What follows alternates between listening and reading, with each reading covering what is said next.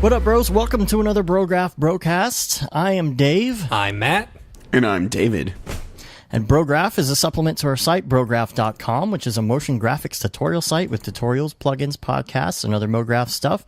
And on the podcast, we talk about everything ranging from motion graphics to Cinema 4D, After Effects, plugins, render engines, doing business, doing taxes, being a contractor, or working for the man. And you can email us your questions for any of us, or questions on different topics, or topic ideas. Brograph at brograph.com. We love to have that. And we get that in all the time. We're compiling everything. We try and get to everything that is sent to us, and that really helps the show, especially on those weeks when like not a lot is going on. Yep. We're like, we need a topic this week. So please do that. Brograph at brograph.com. And this week, it's the three of us. Yep. And Mr. Jules. And Jules Urback. That's right. This is going to be a really good show. And before we get to the interview, we're going to go over a couple things. First of all, yeah, go ahead, Dave. Matt and I just want to say we are safe. We are safe.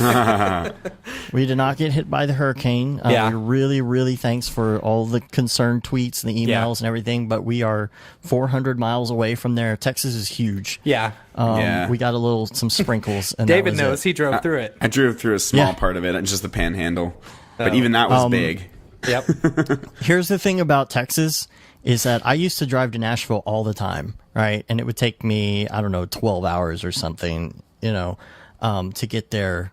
And the DFW, Dallas-Fort Worth, is the same distance from Nashville as Dallas is from El Paso. So if you went basically the edge of Texas. Yeah. So if you went in the other direction for 12 hours from here, you would still be in Texas. It would take us, it takes about 6 hours to get down to Houston. Yeah. Or maybe 5 hours to get down to Houston. Houston is 6 so if big, you're going to the coast. You could be 4 if you're going to North Houston. If you're going to South Houston, it's 6.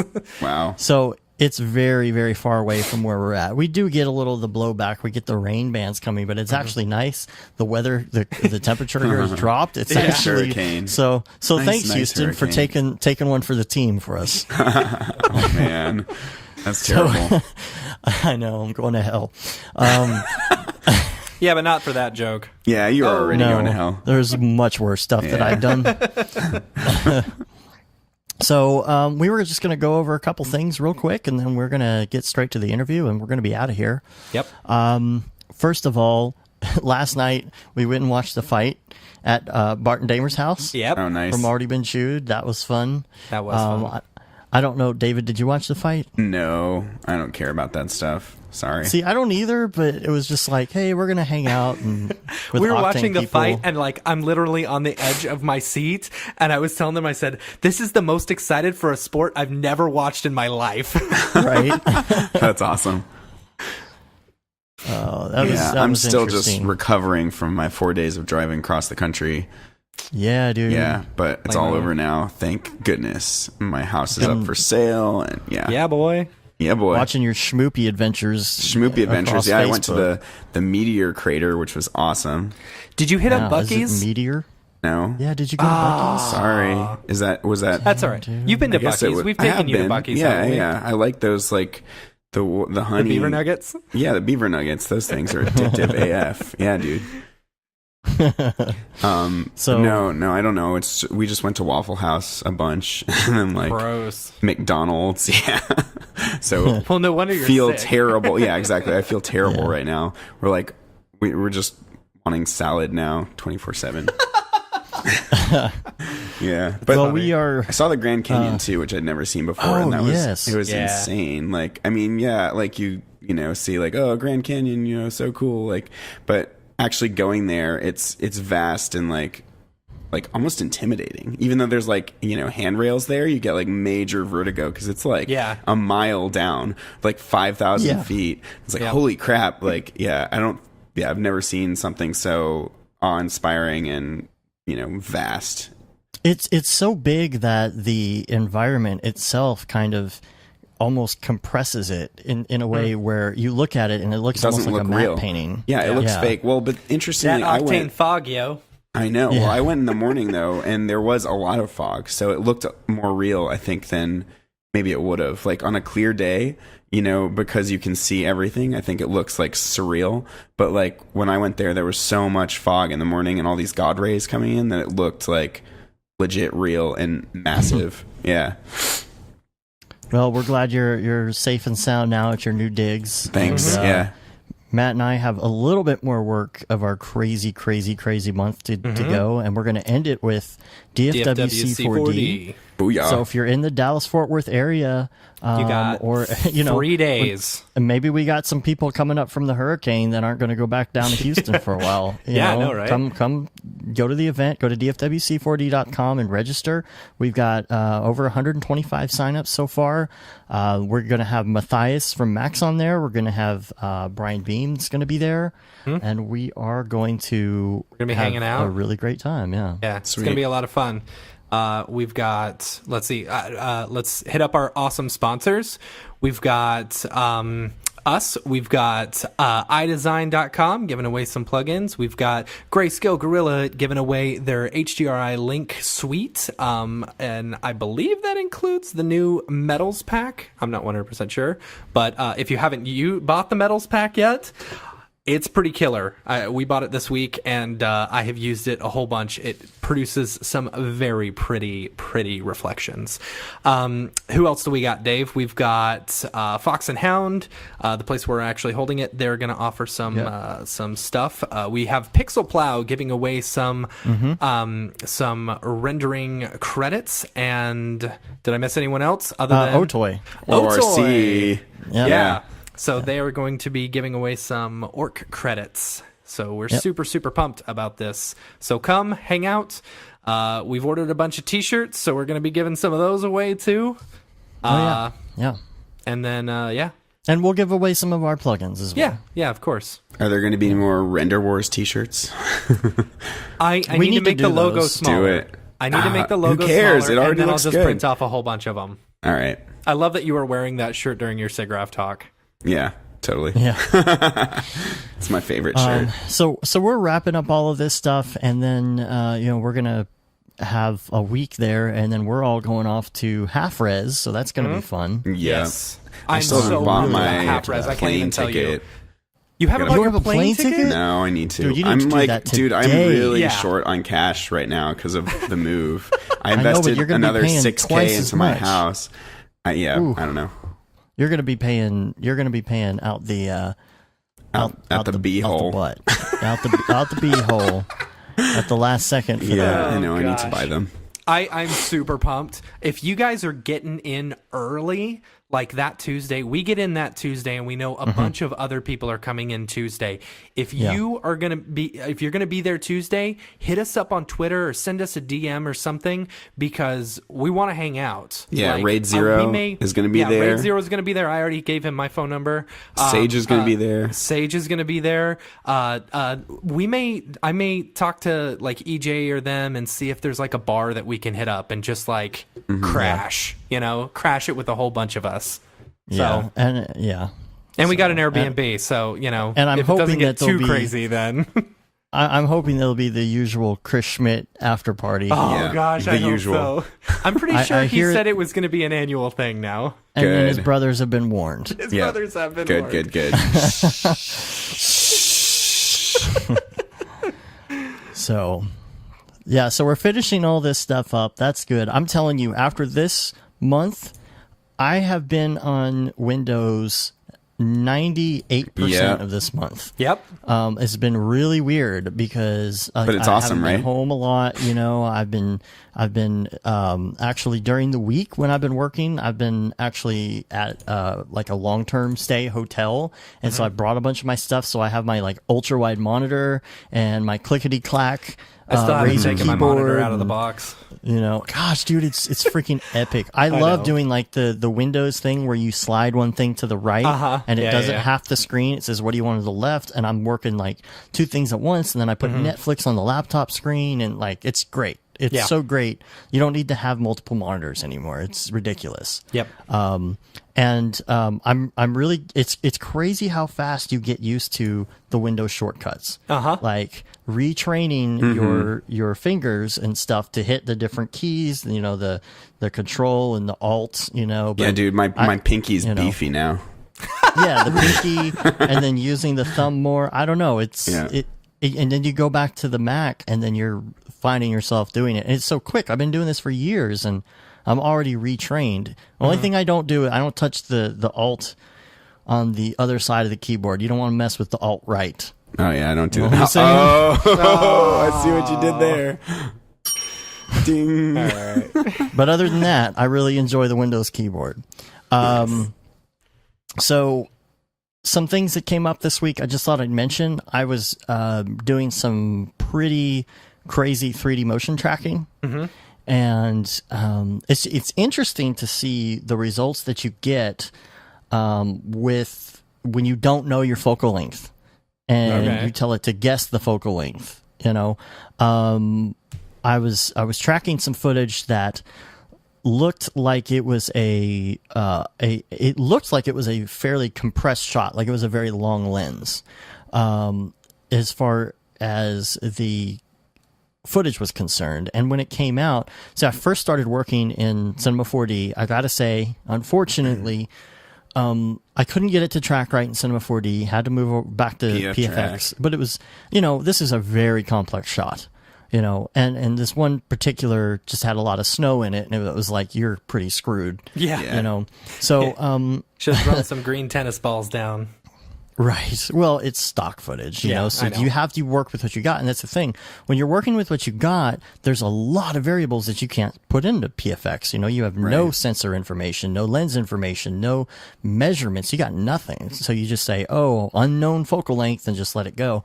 And one of the things that I realized, because this hasn't really come up and I haven't experimented with this before, is when I got the track information back out, it was very skewed. You had a camera, it had an ultra telephoto lens on it by default, is what it guessed. And then all the points in front of the camera were completely skewed all the way out on X. You know? I'm sorry, on Z. On the Z plane, all the way back. And I'm like, ooh, this is not cool. Because if you want to reconstruct a scene in there, then you're kind of faking that perspective. Yeah. So I started messing with some stuff. I went back to Cinema 4D, I tried some stuff, and I changed my focal length. I put in a manual focal length, and I got a different result. And I was like, hey, wait a minute.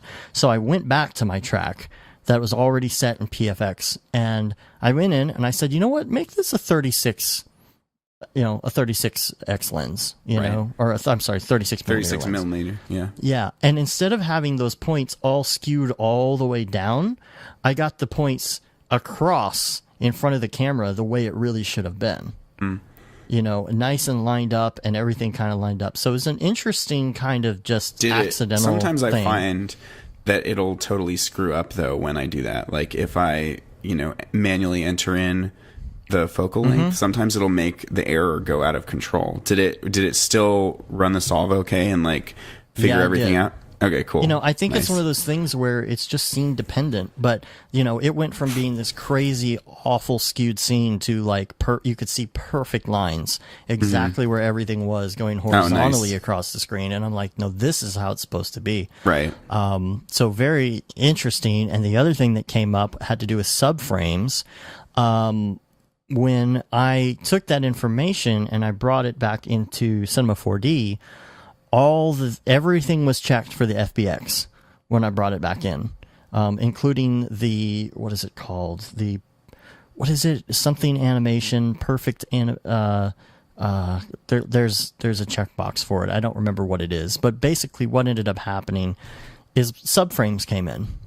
And the interesting part about it is, when it brought it in, and when it brings it into Cinema, it doesn't necessarily put the correct frame rate in to Cinema. So like Cinema was set for 60 frames by default, and it brought it in as 60 frames, even though it was a 23976 track.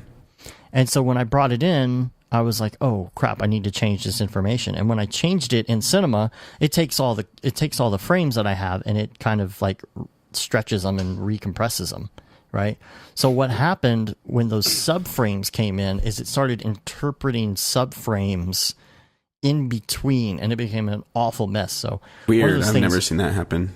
You have to be really pure with what you bring in when you're bringing in FBX, I guess, from that. It's like, don't check things that you don't even know what they are in your importer. Just check what you know. You know, I just want animation. I don't need all this other garbage. And I had a lot better luck that way. So cool. Word. Yeah. Word. So what you guys were talking about. It was just tracking BS. Come on, you're the one that did the tracking, in Cinema 4D I only tutorial. use Cinema 4D for tracking. Blah, blah, blah. I'm Mr. Burns. Right. And the other thing that came up this week that I noticed on the Twitters was the Pixel Lab came out with the hide and seek plugin. What's that? You should check it out. Just look at the link. This link is going to be in the show notes. And this is something for Cinema 4D. It's an integration. Hide and Seek, our new project management plugin for Cinema 4D. Quickly find anything in your scene. Isolate pieces you're working on. Create infinite selection groups. Save a ton of time by never digging through your object manager again. Cool. Quickly find anything in your scene. Search large groups of objects or specific items. Greatly speed up your workflow. Isolate objects. You know, it is sometimes a pain to kind of search through your project. Is this going to replace Magic Solo tools for me? It's like I don't know. What's the other one?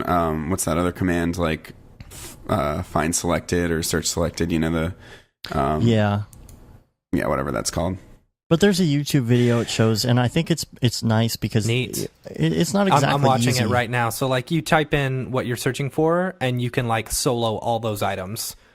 Like just solo that. So say you're looking, you just want to look at all your lights, you type in light and then you hit solo, and then it will go, it'll solo all those lights so that you only see those. That's pretty neat. Cool. Because the filter thing is kind of janky to use in Cinema 4D, especially because you have to click everyone individually. When you're clicking layers, you can paint layers. You just click and drag all the way down and it paints the layer. For some reason, you can't do that whenever you are turning filters on and off for your searches and for your filters in your object manager. I always I just want to find. I wish you could solo. Like you could say solo. I don't know. Deformers, for example. See, you can do that in here. Right. You can't do that. In Cinema, you have to go turn off everything except for deformers in order to solo deformers. Yeah. So I kind of like that. So I'm thinking about picking up a copy of that. Wait, can't you just option click deformers? I don't know. Like in the layer manager? I don't remember. I don't know. I feel I'd like to know. I feel like it's always hard to find stuff. Mm-hmm. Anyway, I'm sure that this is super useful and improves on the functionality. So there's also the fact that sometimes if stuff is folded, it doesn't come up in a search result. Stuff like that. So you have to unfold everything before you search and all that. Yeah. But I don't know. It looked interesting to me, so I thought I'd put it out there. Totes. Cool. And then quickly before we get to the interview, quick Ravcock. What's your flavor? What's your flavor?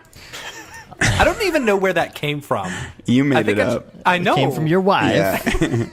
Yeah, but she was the one who said, "What's your flavor?" And then I'm the one who started singing it, and apparently it's a thing now. We're not doing People's People this week, are we? Why? Oh, we totally need to. Yeah. Oh, gosh, this is going to be a 3-hour-long podcast. No, we'll just do a quick one. Just do a quick People's People.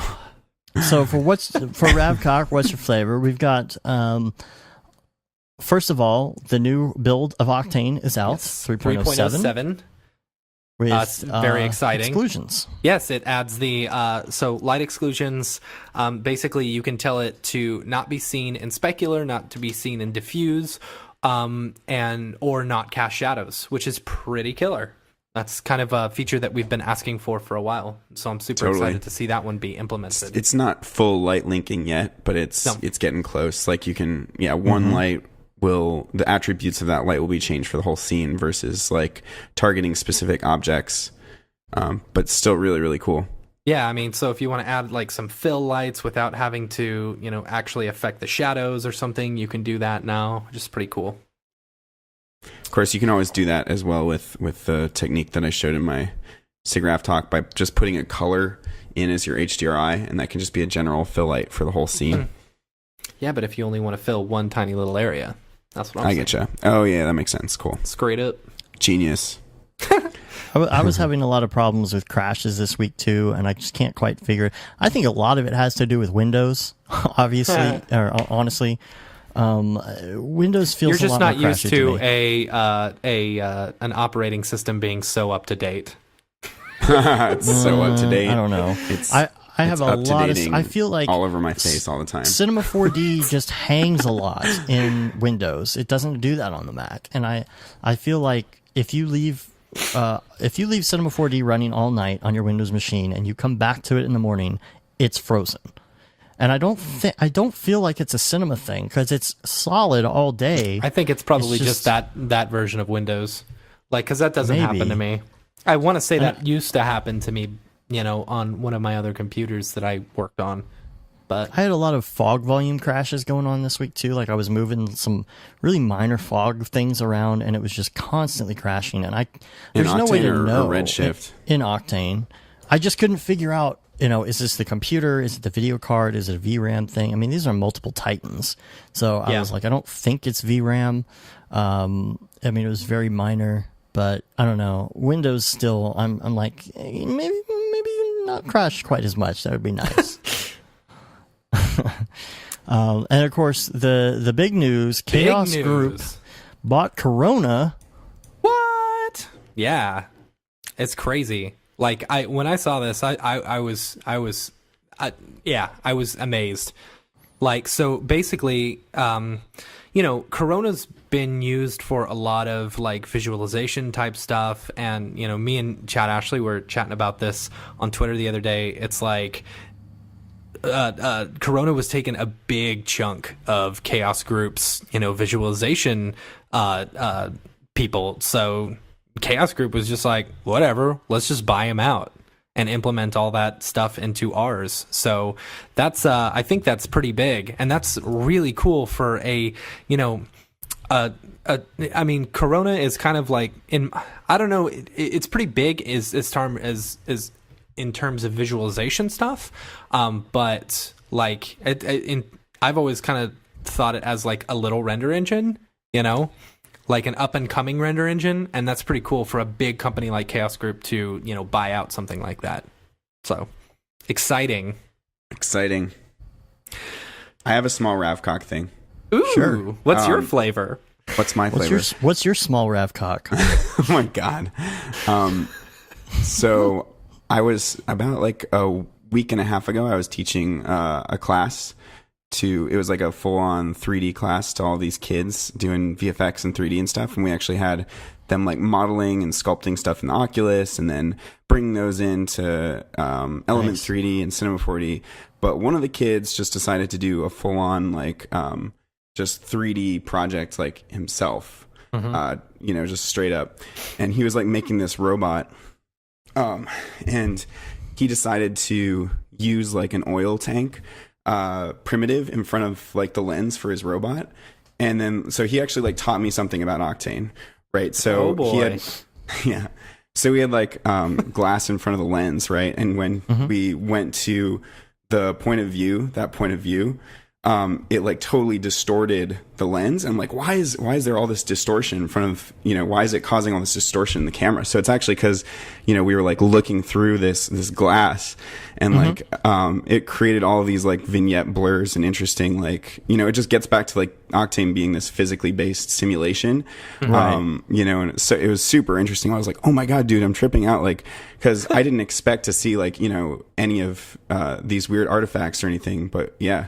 And then he like created like a shutter, in front of this robot's eye to make like the light, grow and decrease. And it's like, it was really interesting to see the ways that these students were solving like problems, that I would have just like keyframed the brightness or something. But he like, cause he was working in C4D light, he didn't have necessarily all the tools that you would have. So he's like creating all these interesting like ways. So he created like an array of like blades and then keyframe that, up and down to create like this actual physical shutter. And then when we brought it into Octane, it like totally worked like a physical shutter. So a lot of interesting stuff. It's really cool working with students and seeing like the creative ways that they, Dude, solve problems. I have always said that students, like you get like high school, more high school kids than college kids, because high school kids just don't give an F, Right. And so they're more willing to just like do whatever. Anytime I did the 24-hour video race, my favorite ones to watch were always the high school kids, because they were so funny and so smart, and like they just didn't care. Then you get into college, and then they're all artistic and whatever. Yeah, they're all like they're like teenagers. They're like they don't care. Freaking hippies. Word. All right. Yeah. All right, let's do it. Let's get into the beef of it. Okay, cool. Jules, we're just gonna get into it. So a few weeks ago on the show, I kind of wanted to point out like that getting out there and like meeting people in the community and sending emails is such a great way to connect to people, and you'd be amazed at all the amazing connections you could make. And on the show, I actually sent an email to Otoy saying, hey, we should have Jules on the show. And sure enough, a few weeks later, here we are. We're super excited to have the Octane Otoy master here, the man himself, Jules Urbach. So thank you so much for being here. Well, thank you guys for inviting me. I actually heard the podcast, I guess, from a couple of weeks ago after SIGGRAPH, and I was all over the place at that show. I wasn't always at the booth, and I felt really bad that I wasn't there to talk to you guys in person. So I didn't even know about the email. I just reached out to the guys here and I said, let's set up a podcast, and here we are. So awesome. Cool, awesome, that's awesome. Cool. Well, thank you so much for reaching out to us. We really have so much we would want to talk to you about. So we are probably some of the biggest pushers for Octane there are. Huge Octane names. If you've seen any of David's interviews that he did with people on the SIGGRAPH floor, he called himself Octane Jesus because of the long hair. I know about Octane Jesus. Oh, cool. Awesome. Thank you for that, by the way. That's awesome. It's awesome. So, and we've been, for probably 2 years now, from the second we got into Octane, to me, it has been just an absolute game changer. And I feel like you guys have really changed the whole dynamic of 3D rendering, because back, like even 2, 3, 4 years ago, it's all CPU based, and we are specifically Cinema 4D. So, the only real render engines we knew of were Standard Renderer for C4D and V-Ray. So either you were in one or the other. And when Dave introduced me to Octane, it's like I was completely blown away by the fact that not only you had the live viewer, which you could see instant feedback, but the fact that these renderings were so fast. So first off, I want to say thank you, I guess, for totally. Creating such amazing software. If you can kind of give us the background of how you came up with the idea. I read an article just recently posted on Twitter that you had posted talking a little bit about your background, but if you could go a little bit more in depth into how you created Octane and how you went about the process of that would be fantastic. Sure. Well, to start with, I've been working on GPU rendering and everything in that field for a long time, and it predates Octane by a number of years. Clay, in fact, who's sitting right here with me, has been working with me now for about 20 years, I think, 20 years. And Octane came out in 2009, and it wasn't part of Otoy. It was actually, so I'm not the creator. We have a team, though, of about 40 engineers working on the product, devoted to that, and they've been built up over time. The Octane team was very small when I took it into Otoy, and the original developer basically, once he sort of got it going, he wasn't able to really continue it. So we built a team around that, and and it was really a part of my vision. I mean, I wanted to democratize rendering. So prior to Octane, I was doing biased ray traced rendering. In fact, a lot of the work that sort of fueled the development of the company came from Clay, myself, and a couple of other artists using my original DirectX 9 ray tracer to do stuff that looked really close to RenderMan, and that was in real time. And it wasn't something that was particularly production ready or could be used externally to the team here. So when I saw Octane, and really it was like the very first alpha, I wanted it to be part of our stack and to help develop it so that we could have a framework that could deliver real-time GPU rendering and get us closer and closer to the point where editing and playback was all in real time. And that's the origin story of how Octane really turned into the product that it is today. And we've had major releases or updates, I guess, every 2 years. We're about to wrap up Octane 3, and 4 is right around the corner. And we'll probably have an Octane 5 by 2020. So we've been trying to really move from Octane being something that was useful for stills towards animation, and then getting closer and closer towards replacing the last bits that you need a CPU render for, and things like OSL shaders and volumetrics and other pieces that were added in Octane 3 were a big part of that. And it's not really me writing the Octane code. I mean, I'm definitely acting as sort of the product manager for a lot of the, especially what goes into the core engine and the features. But there's a lot of people working on all these different parts, and they're all amazing. So. Yeah, I would definitely say Amit, who's running your C40 coding, he's a badass. He is so good with the C40 community as far as getting things implemented. We, for example, had the Real Flow when the Real Flow for C40 plugin came out. It was kind of crashy with Octane, and so we posted something on the forum, and he got us a build probably in 20 minutes. And he got us a build that was Windows, and we're like, oh, we're Mac guys, and he's like, okay, and 30 minutes later had a Mac one as well. Yeah, Amit's incredible, and so it was interesting. So he actually is even though he feels like he's part of the team, he's actually a third-party plugin developer. We have an SDK for Octane, and anyone that wants to sign up can create a plugin, and we split the cells with them.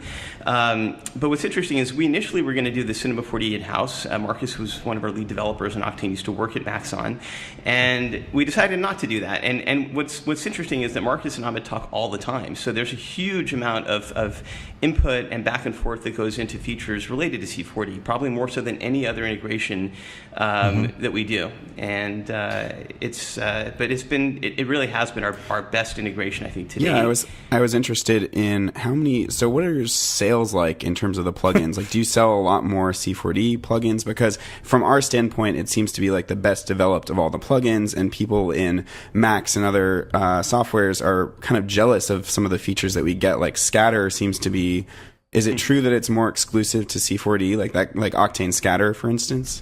Well, yeah, it is, because Amit created it on top of the core engine. So it's not, while the core engine is identical across all the different plugin integrations, and by the way, C40 is our best-selling integration. Right. And, cool. It's because of us, I'd like to think. Yeah, well, thank you. Whatever. But it is, and it's something that I've been, it's why we have given it a lot of attention, and it is, I think, very much due to Amit creating a lot of value on top of what the core engine is able to do. And of course, every integration and every tool is very different. Sometimes there are limitations inside of the host application that just prevent us from doing cool stuff. Other times, we just get really, really lucky and blessed, frankly, with somebody like Amit that is able to really understand the tool and then create bridges that kind of reprogram the way Octane works and do really cool things. And that is kind of how we see Octane continuing to sort of evolve. I mean, one of the main reasons why we added OSL was not to get OSL from people's libraries, because there's not there's a lot of that in the film industry, but it's to give developers like Amit the ability to create insane procedurals, and that fundamentally is sort of the path we're on. We want to make Octane, the core of Octane, almost like an API to make it really programmable, so that a talented developer that's looking at an integration, whether it's a first party or third party or somebody in between, where there could be other types of modules or integrations we could consider, that you can almost treat Octane as sort of a rendering framework more than an engine. And I think that a lot of the cool stuff you see in the Cinema 40 integration is built on that. And I think that's going to accelerate a lot with things like OSL and other programmable layers we're adding into the engine. And OSL is supposed to be in 3.08, correct? 3.08 or 3.09? No, 308. And okay. I tweeted that I was testing it this weekend, and I was testing it, and it is awesome. Clay and I were messing around with it. So OSL is one of the reasons why we're, I mean, totally upfront. I mean, I think this should have been a feature that we shipped 9 months ago. The reason why we didn't was because it's difficult. There's never been an OSL GPU implementation before, and we did do the entire spec, and it was kind of complicated, and it was also slowing things down, and it was not that stable. So initially, that still is on track, I guess, for 3.1, where we want to have more OSL. But what's in 3.08 is everything that we'd ever shown to date. And I would say 95% of everything that I could imagine doing in OSL will be possible in 3.08. And it is really stable. It's really fast. One of the things I wanted to really make sure we did in this integration was allowing you to almost, I don't know if you guys are familiar with Shader Toy, where you can write code in the web and you get back instantaneous feedback. So you can do the same thing in Octane with OSL. It compiles the shader so quickly that it's something that you can really leverage and play with inside of the live viewport. And I think that's really important. So we wanted to get that in place. 308 has it in place now, and some of the materials that we were going to expose it through OSL materials, we just ended up baking that into 308. So things like anisotropic controls, different PRDFs, tune shading, a lot of the imager stuff. You'll still be able to access those and connect those to OSL shaders. They can also be used for post-processing. So I just wrote a light mixer in 308 yesterday just to see if that worked, which it does. And I think this is a super powerful tool on every level. Yeah, I was watching your, I think it was the NVIDIA presentation where you were kind of going over, what the future, like 3.0, 3.08, 3.09, 4, then eventually getting into the AI stuff, which I think is really cool. And the OSL stuff looked just crazy awesome. Like being able to copy from one type of shader to another, a completely different program is just fantastic. I think that's really cool. So let's talk about the releases, because I think with just to kind of jump into it, like with the roadmap was set out probably, it was either last year or something, when it got released in May, there was kind of a little bit of an upset between some of the other editors that AMD support wasn't added in. And, you guys have told us that 3.1 is going to be when it officially gets AMD support. Can you talk a little bit about that? I don't know if I don't know if you're able to talk about any of that background and stuff, but really, I think a lot of people who are stuck on Mac, who really don't want to spend the thousands of dollars. I mean, we've spent thousands of dollars doing PCs, and I'll tell you what, I love going over to PC. I ain't going back to Mac. But for those who are using Macs, I think they're really holding off on some of these external GPUs and stuff because they're not too sure, but they really want to be able to use Octane. I don't know. That was kind of a bit of a tangent. As you guys walked by the booth, and you guys were saw the iMac, which was my idea to drop it in there, and it works on Windows, but as you guys pointed out, it is not fast because it'll take us 6 months to optimize it on AMD hardware. We can do it, and the fact that Octane even runs it all, and it didn't take us. I mean, we had a separate team, like a Skunkworks team, that built a cross compiler that just takes Octane, the source code as it is, and recompiles it magically for AMD, and it works. And that's how we got that working. Initially, we actually, the only reason why we really went down the path of supporting AMD or OpenCL or any of that stuff on the version 3 roadmap was it became clear to us that Apple was never going to ship another NVIDIA card in future Macs, and to this day that is still true. Unfortunately, yes. Yeah. And that was a big problem for us. So we figured, okay, I love the Mac. I want to keep supporting it correctly and try to do that within the without requiring an external GPU, for example. So we went down the path of rewriting Octane in OpenCL 1.2, which does work on the Mac, and we actually got fairly far in it. Somewhere after we announced that, it became, another thing became clear, which is that Apple was actually going to kill OpenCL and replace it with Metal. So all that work, so I'm not going to spend, a huge chunk of resources on an API that is just going to go away and it's not going to be supported. In fact, Kronos, which, Apple created OpenCL, so it's interesting. Kronos, which supports OpenCL, just announced that Vulkan is where they're going to sort of move OpenCL. You'll be able to write OpenCL code in Vulkan. So there was a lot of crazy shifting around us, after we sort of went down this path.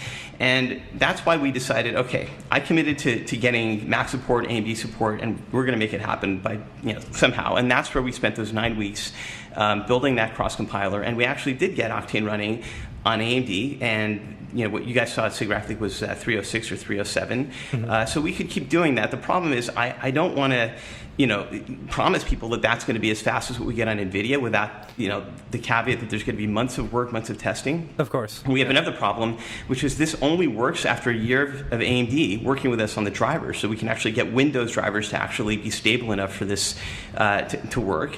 And that work is now done, but that has no effect on the Mac on Mac OS. That's why we had to run it in boot camp, because Mac doesn't have those drivers. Apple writes their own. So we're just sort of in this limbo where we have to really almost do this work again, or figure out a different path to support Mac OS, AMD GPUs, and we're going to do it, but it's I can't promise a timeline.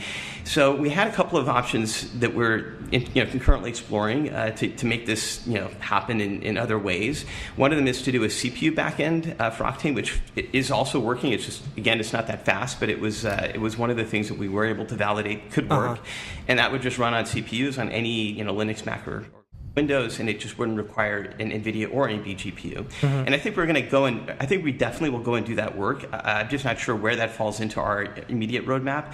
The other thing that we had also put on the version 3 roadmap was to do headless rendering. In other words, if you do have a GPU anywhere on the network, it can connect to that from your Mac, and it doesn't need a local GPU at all. It just basically uses your network slaves to do all the calculations, and that would at least give you the ability to run on a system that is connected to a more powerful GPU somewhere on your network. So those are the different options we have, and I think that the CPU fallback is probably going to be the one that helps Mac users first, and then the headless rendering might be another one that comes online around the same time.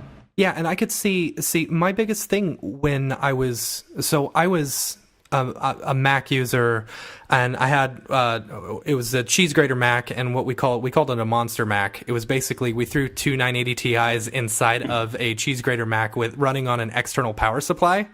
And so that's what we started off, and then we both bought PCs, and so I was looking for like a portable unit. So I went back and forth, because I already had 2 MacBook Pros. I didn't want to buy another laptop, and all I really wanted was to be able to, like, say if I needed to make a simple change in Octane, to be able to do that. And part of me wishes that it was CPU based, or that you could, something similar to, like, say Cycles 4D, where you can use, any GPU or CPU, and you understand there's of course a hit in time, because you're working in CPU versus GPU. I think that would be an excellent implementation to it, just for simple things as just being able to use Octane, I 100% agree.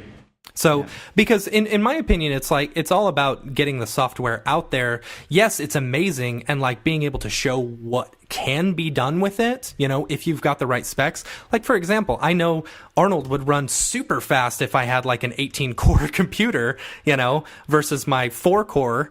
But I'm not going to invest my money in that, and I just want to do it. I can send everything out to a render farm. Which, actually, speaking of render farms, you guys just, right before SIGGRAPH, actually fully put out Octane Render Cloud. Is that correct? Yeah, so, to the public. So anyone can go and sign up and just get $5 render credits. And getting that to the point where you could just go and buy it, like you could buy a pack of bubblegum, was a lot of work, because Orc had been around for ages. We actually launched it in 2015 for Render the Metaverse with Oculus, and gave it away for free and let people try it. And that was, I think, even in the Octane 2 timeframe. So I was waiting on one, trying to get the pricing down, because we are one of the largest users of public cloud GPUs out there, and it's been hard because the price. If we send a job, and Amazon is one of the org regions, that those costs are pretty much what they were in 2013. The other thing was to do a model that could still leverage the economies of scale, and I think we've done that pretty well. So Orc is actually, even though we did very little advertising around the public launch, that $20 a month that gets you Orc plus those $5 chunks of render credits are selling really well. And there's a lot of people that come and say, because we limited it $50 just in case things go wrong. We don't want, we want to make sure people know what they're doing with it, especially if we're selling it to potentially unlimited number of people. And so we've gotten a lot of requests like, oh, I need my limit raised to $500 or $5,000, and that's just in the first few weeks. So that's interesting, and it also shows that I think the system is working. But it was carefully designed so that things like the storage, the data, all of that is accounted for, and that we can really comfortably provide a stable and reliable service in those small pieces. And I think that the next step is to make it cheaper and to also get a lot more support for procedurals on the work itself, so you don't have to bake everything the way you do now, although that does work pretty well. And there's one other really important thing we added to Orc, which is you also get a floating Octane license. So you get a second local license. You can also use that on a remote desktop or in Deadline and other things. So it's like a passport. We haven't allowed you to take your local version of Octane and legally run it in other places. This allows you to do that. And that means we can integrate it with all these other third-party services. So that is something that I look at as another value, in addition to being able to sort of run these work jobs that we do now. And the next step is also allowing third-party render farms to basically compete for those $5 render credit chunks and see if they can do it, do more work, provide more value, and getting the system to be more distributed. So we'll have, probably in the coming weeks, we'll probably have more of that roadmap spelled out. Is there a possibility that you're going to be able to do Orc without getting the separate license? Because we have a ton of licenses already, and we don't need that extra license. Is there a way we could use it without that? We've spent $3,000 on Octane render licenses, and it's kind of disappointing to us that we've got to spend an extra $20 a month just to use the Orc render cloud. Yeah, that's a good point. The problem with a service is that it's not a piece of software that you buy once. We have to account for the fact that there is overhead, storage, all this stuff. So, what we could do is probably, when Orc was in testing mode, we basically didn't have a subscription layer. I think that you guys are bringing up a good point, and I think that for people that are beyond a certain threshold in terms of what they've invested in Octane, we probably make the annual price really low or something like that. The rendered credits themselves are hard to reduce because we're not making any money on that. So we have to make sure that the part of the system that does require overhead and management on our part is covered. But we could the way that it works is that secondary license probably could be removed, and if that's something people want, I'm open. It's my decision, so I could definitely look at that. I think as we also start to sort of decentralize work more and more, we'll probably try to get that overhead down to almost nothing if we can come up with that solution and system. So that's something I'm looking at pretty actively in the next couple of months. But yeah, I think your guys' feedback is really good, and we'll definitely consider it in the next month or two as we start to add other ways that you can get work and use it. So talk to me about Octane VR. So Octane VR, for those who don't know, is the monthly service that we were talking about with Orc. So a lot of people are surprised to find out that Octane VR is actually, the version of Octane with a plugin, because they're kind of confused by the name VR. But in my tutorials, I actually showed, this is confusing for people, and half the time it's referred to as a subscription, and then other times it's referred to as VR. But lots and lots of people came and thanked me because I had to explain what Octane VR actually is, and so many people have, and it's so much sorry. Well, especially knowing that Otoy is involved in a lot of VR stuff coming up as well. That's where a lot of people, I think, are getting confused because they think it has to do with some of the VR stuff that you're doing. Yeah, and it's so much cheaper to do the $20 a month than the $619 full price tag. Yeah, I was reading one of the Render Wars blogs or something, and it turns out that we're somehow cheaper than Cycles, which is interesting, at $20 a month, because obviously Cycles is basically free, right? So, for Cycles 40. So I'm proud of that, and you're right. Octane VR was basically a promotional thing that we did to get people into the ecosystem. The spirit of that was to almost give away Octane for free, and so that turned, morphed into, well, let's try it for $20 a month, give people the ability to get a and a plugin of their choice and commercially support it, and limit it maybe just to 2 GPUs. So there is some delta or some difference. Yeah. And what's going to happen is I'm going to get rid of that Octane VR name and just call it Octane subscription. And then it's happening. You guys are right. It's confusing, but it also isn't something we also haven't been pushing it. I mean, a lot of what we do is we put things out there and we test and we get data and we see what how things work, because there are things that we've tried that frankly haven't been that successful. And I guess taking the VR label off is going to be when you know that, subscriptions around Octane are a very serious part of the business going forward. That'll happen in conjunction with us also having a slightly higher price subscription that gives you access to all the plugins. I was going to ask 20 about GPUs, that, network rendering. So that is going live kind of soon. And I think at that point you'll have Octane subscriptions, Octane Pro subscriptions, and that'll be out before this year is done, maybe even the next 2 months. So sweet. Yeah. I'll quote you on That's that awesome. one. Yeah.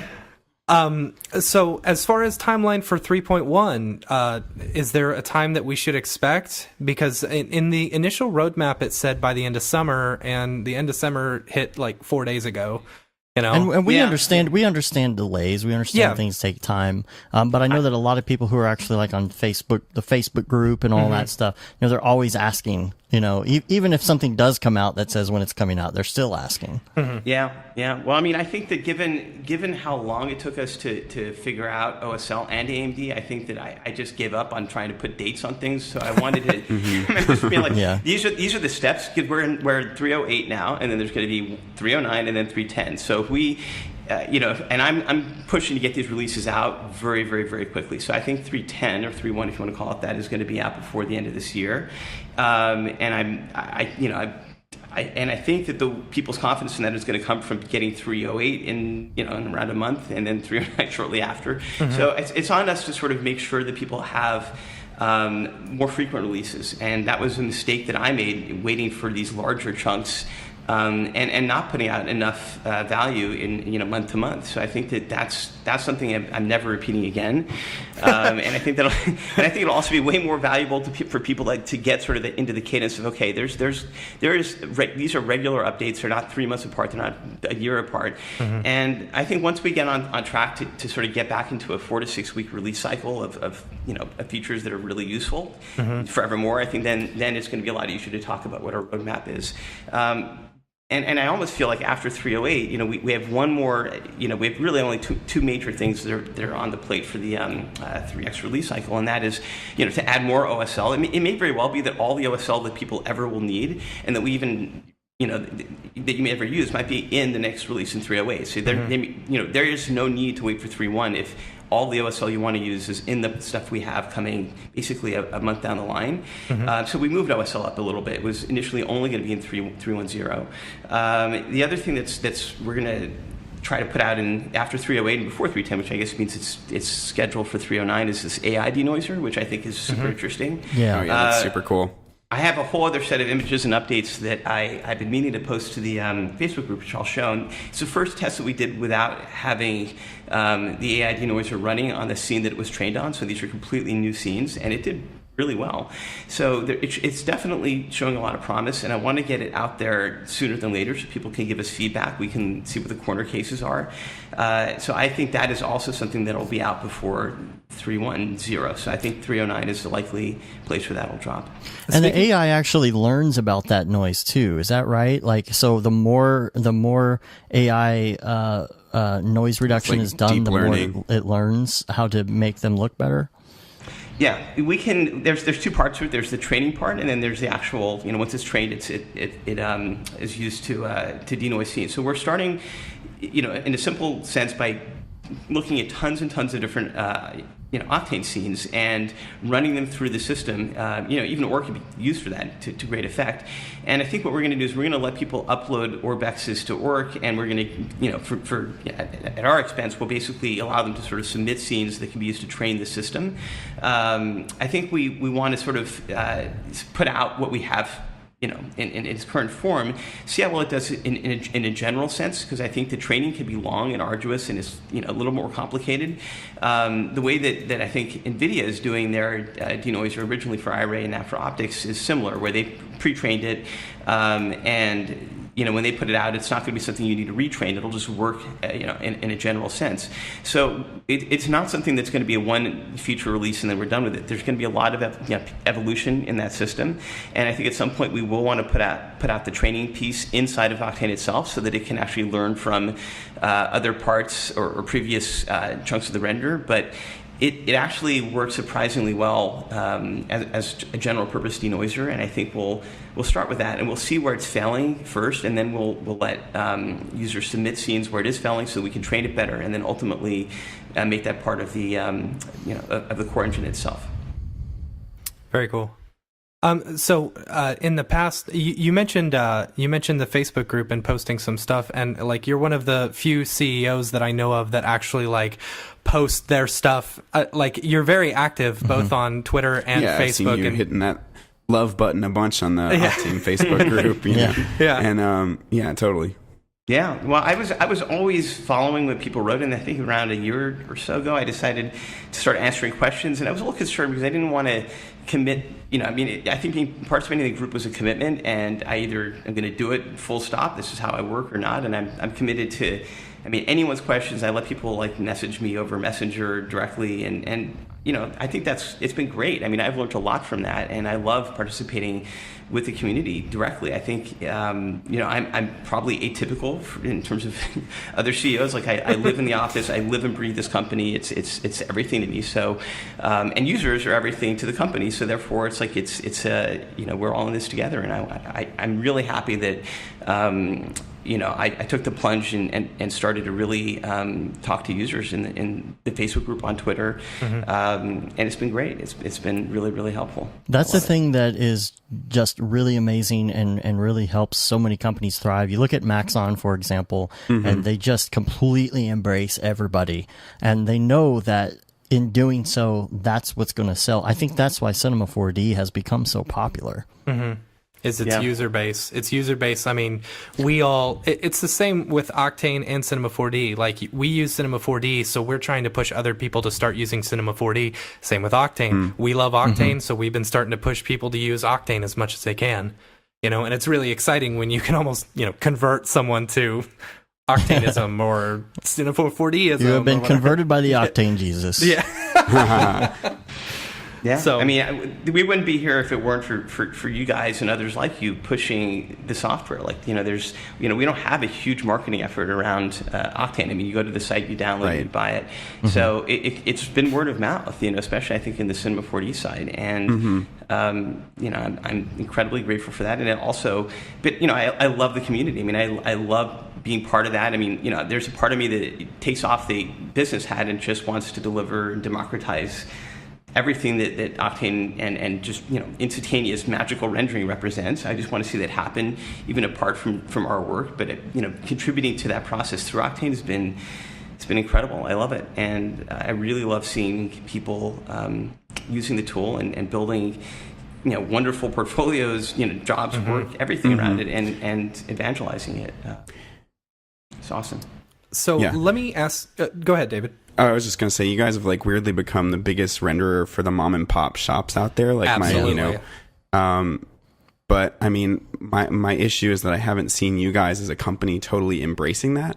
Do you guys have any plans to, for instance, our biggest, comparison is Maxon and how they kind of embrace the artist mindset, embrace these solo artists, and then have them present for their company, and have this kind of presence at SIGGRAPH and NAB and other conferences, and enable these artists to teach others, and that kind of generates this momentum for their software. And once other people understand how to use the software, then that in turn helps sell it.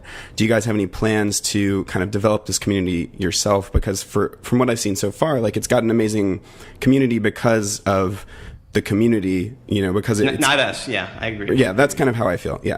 Yeah, well, the company is very much me, and so if I don't assign resources to something, it just, it doesn't necessarily happen. But about a year ago, I did start to put together a small team to help to do exactly that. And I think that some of that work started with just doing a roadshow with Maxon and learning from that, and I do think that we need to do a lot more. And so, you've spoken to Adam and others. I mean, he's part of that forefront in really embracing that, and it needs to happen. And it is something that we should be doing a lot more around. And you guys are right. So it's underway. I want to see that part of our business grow more, and I think it will. Cool. We'd love to be involved in that. Yes. Yeah. I mean, listen, your guys' feedback, and again, as I was saying, it's like I want to understand where we're not doing enough, and certainly in each moment in time. And so your guys' feedback on this stuff is probably going to get me thinking about this even more. And anyone that's on our Facebook group, I mean, I'm always open to feedback and criticism, anything. I mean, I want to know everything that we're not doing right so I can help fix it and address it. And I think that this is one of these areas where we should be doing more. I mean, I've had greater ambitions around how to market Octane, how to build the community beyond just the site, beyond just sort of it being this organic thing. And I feel like I've personally been very focused on getting the releases and the features and everything around where I wanted version 3 to be done correctly, sort of ahead of that. But I mean, at this point, that effort needs to be probably more gas needs to be put on that effort, in parallel, even now.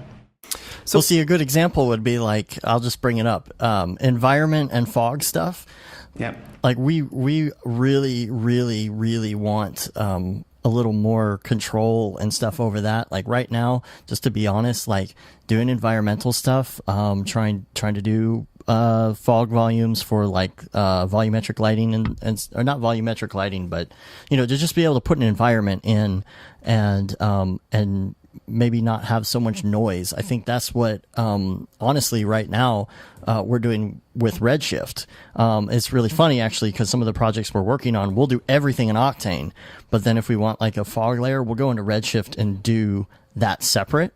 Mm-hmm. So that's one question I have, is as far as environment fog, and also to throw something else in there, something I know Matt is really enthusiastic about is portal lights. Portal lights. Matt, you and your portal lights. Those are, I think, our two biggest questions that have been up in the air. And working with these boutiques as well, some of the other people that we've been working with and contracting with and things like that, that's also their question. So I think it's something that they really like to know about as well. Yeah, and light linking is another big request we get. So I mean, all those things are things we're tracking. As far as noise, Octane. I mean, you guys saw my post on Redshift. Right? I mean, I love those guys. Totally. I've known Redshift has been on to something really, really, really important and awesome, from the very beginning. I invited those guys over to our office when they were just starting out, and it is a completely different approach to GPU rendering than Octane, and it has. But it is so different that, in fact, the fact that it's been as successful as it has been is awesome, and these guys deserve all the success that they're getting from that. But we are coming from a totally different direction, where we basically started with unbiased, getting closer and closer to real time.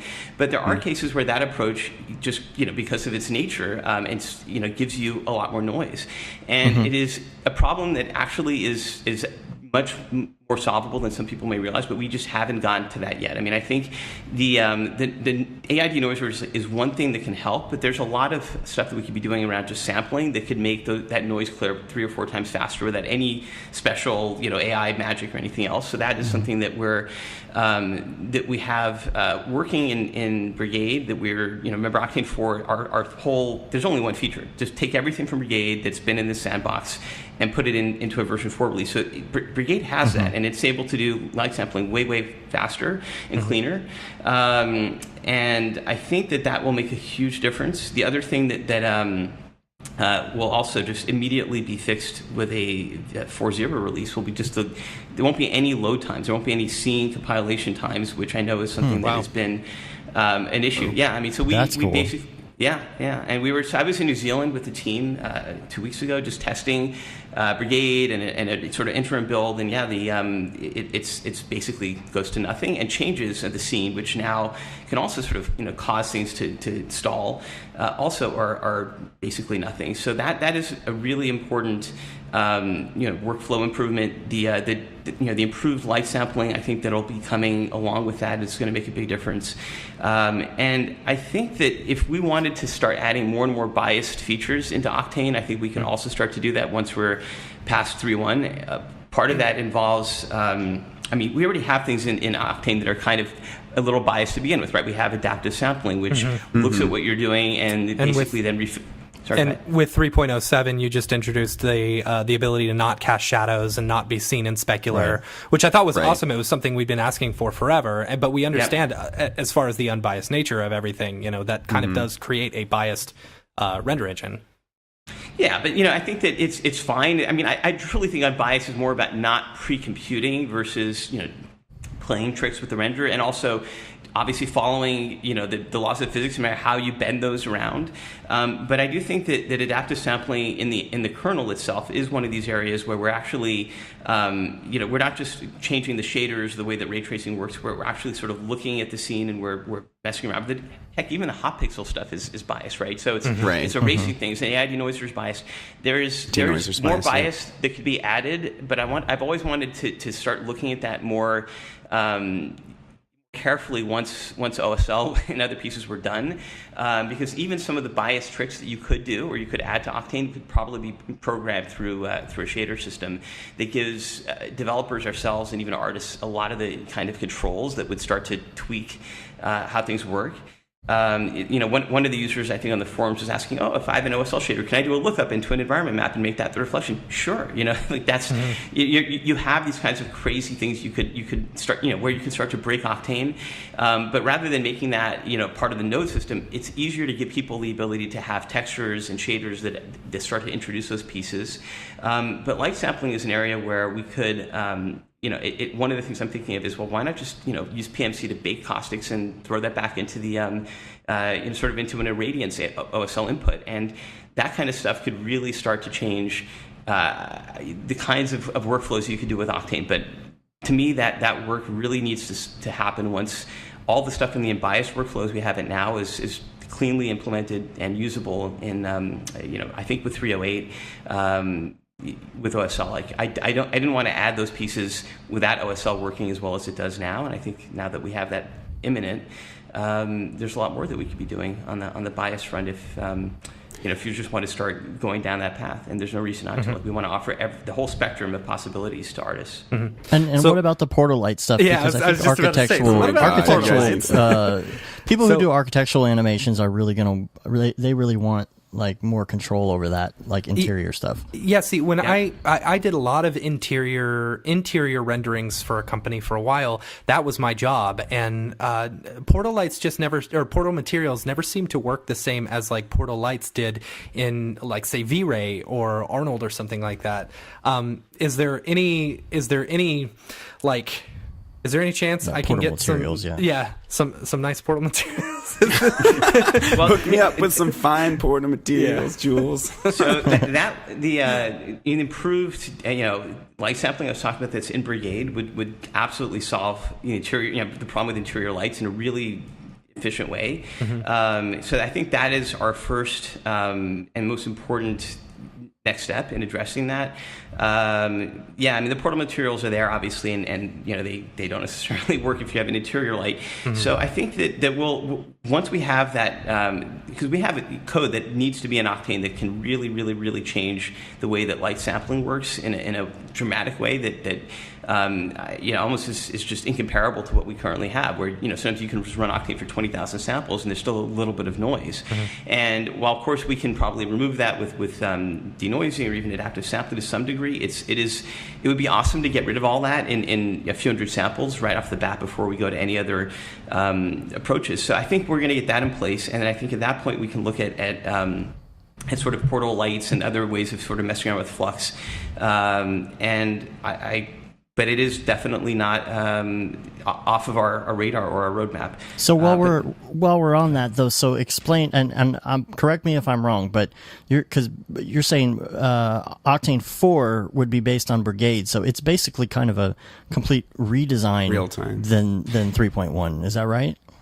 It's actually taking. It's weird. People don't realize that because we've had Brigade for a very long time, and it's essentially our R&D sandbox for Octane. So there are things that were done while Octane 1 was out there that were being done in Brigade, like out-of-core textures that were in Octane 2, which started in Brigade. That code was just lifted from Brigade and put into Octane 2, and today you have out-of-core textures 10 to 20% speed hit, which is pretty cool.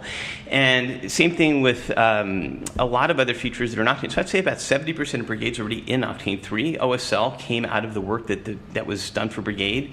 And what's missing, and I think one of the most, there's about that last 30%. So Octane 4 is not about rewriting all of Octane. It's about taking that last 30% and spending the time to do the integration so we get all of the benefits from that remaining framework. And that includes the ability to, load scenes instantly, move things around with video game dynamic speed. And there is also the improved sampling that Brigade has for lights that is sort of that tertiary feature. And just getting those three in Octane doesn't require rewriting the whole system. It is a fair amount of work, but it's work that we've been working on this entire year, and that is now accelerating now that we really have about 2.5 releases left in version 3. That's cool. So I think 4 will be out of people's hands sooner than they might expect, given the rate of releases so far. But part of accelerating even the rest of version 3 is just to get version 4 out there ASAP, and not wait any really long period of time between the end of V3 and the first release of V4. So that work is underway right now. Cool. So a lot of my friends are talking about like totally switching to Redshift, but like I would like to think that I'm going to use both Octane and Redshift in unison. How do you see these two softwares differing, and what's going to keep me coming back to Octane in the future? Like how are you intending to compete with Redshift, or is it not that much of a competition because Redshift is so biased from the ground up, and then Octane is unbiased? Like, how do you see these two pieces of software differing?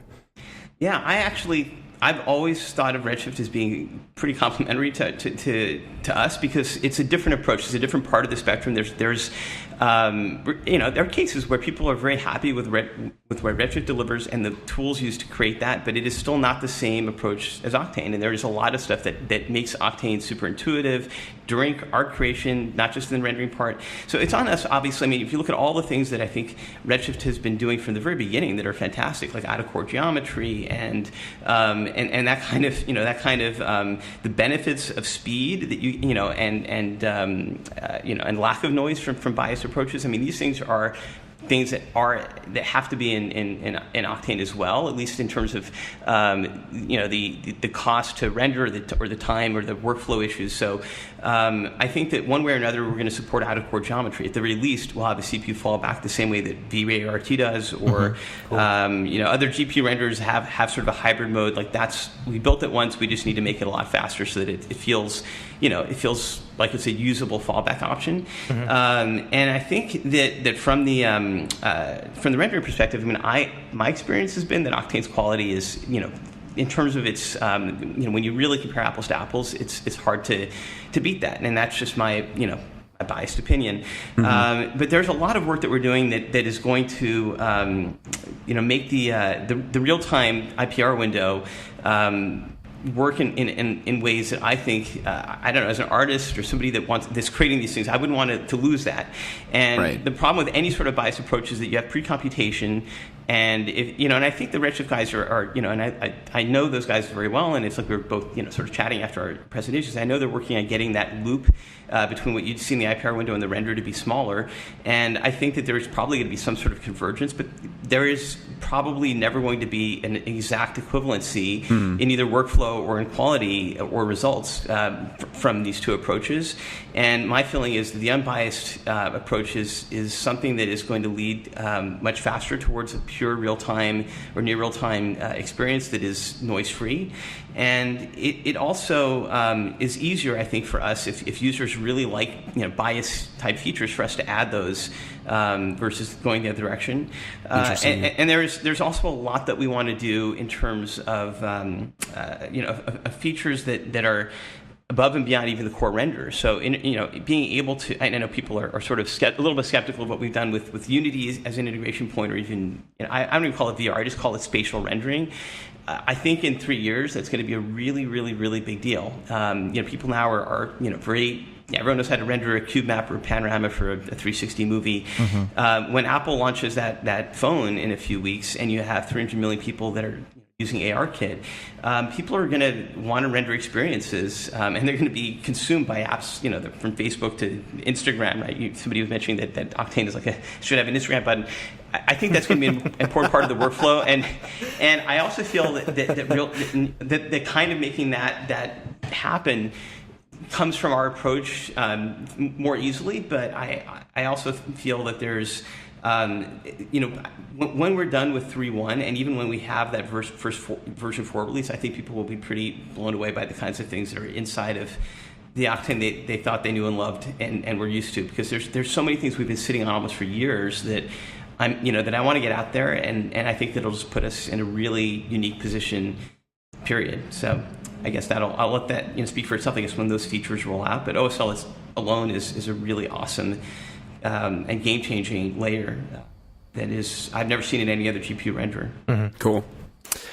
Here's a question for you. So beyond Octane, we spent a good while talking about Octane, and you guys are not just focused solely in Octane. You mentioned, the Unity stuff.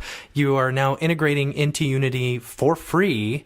Then you've also got light fields and Brigade and all this other stuff. You got a lot of hands and a lot of baskets. Stuff. Yeah, and the integration with Facebook and the 360 cameras and stuff. Are you worried at all about, focusing too many efforts on one in particular thing and maybe kind of losing your Octane user base or something like that? No, but I'm very aware of the perception that that's a problem, mm-hmm. and I directly answer that when people ask. And the thing is, the way that we have more engineers on Octane itself, the core of it, than on any other thing in the company, and it's a huge. It's really at the hub and the center of everything that we're doing, and it's frankly the only product that we really sell. And integrations in third-party tools like Unity or SketchUp, it doesn't affect the core development. There's a totally separate team outside of the Auckland office where Octane's developed that is doing that Unity integration. And we even tried hiring third parties to build this stuff. We ended up putting it in a separate office.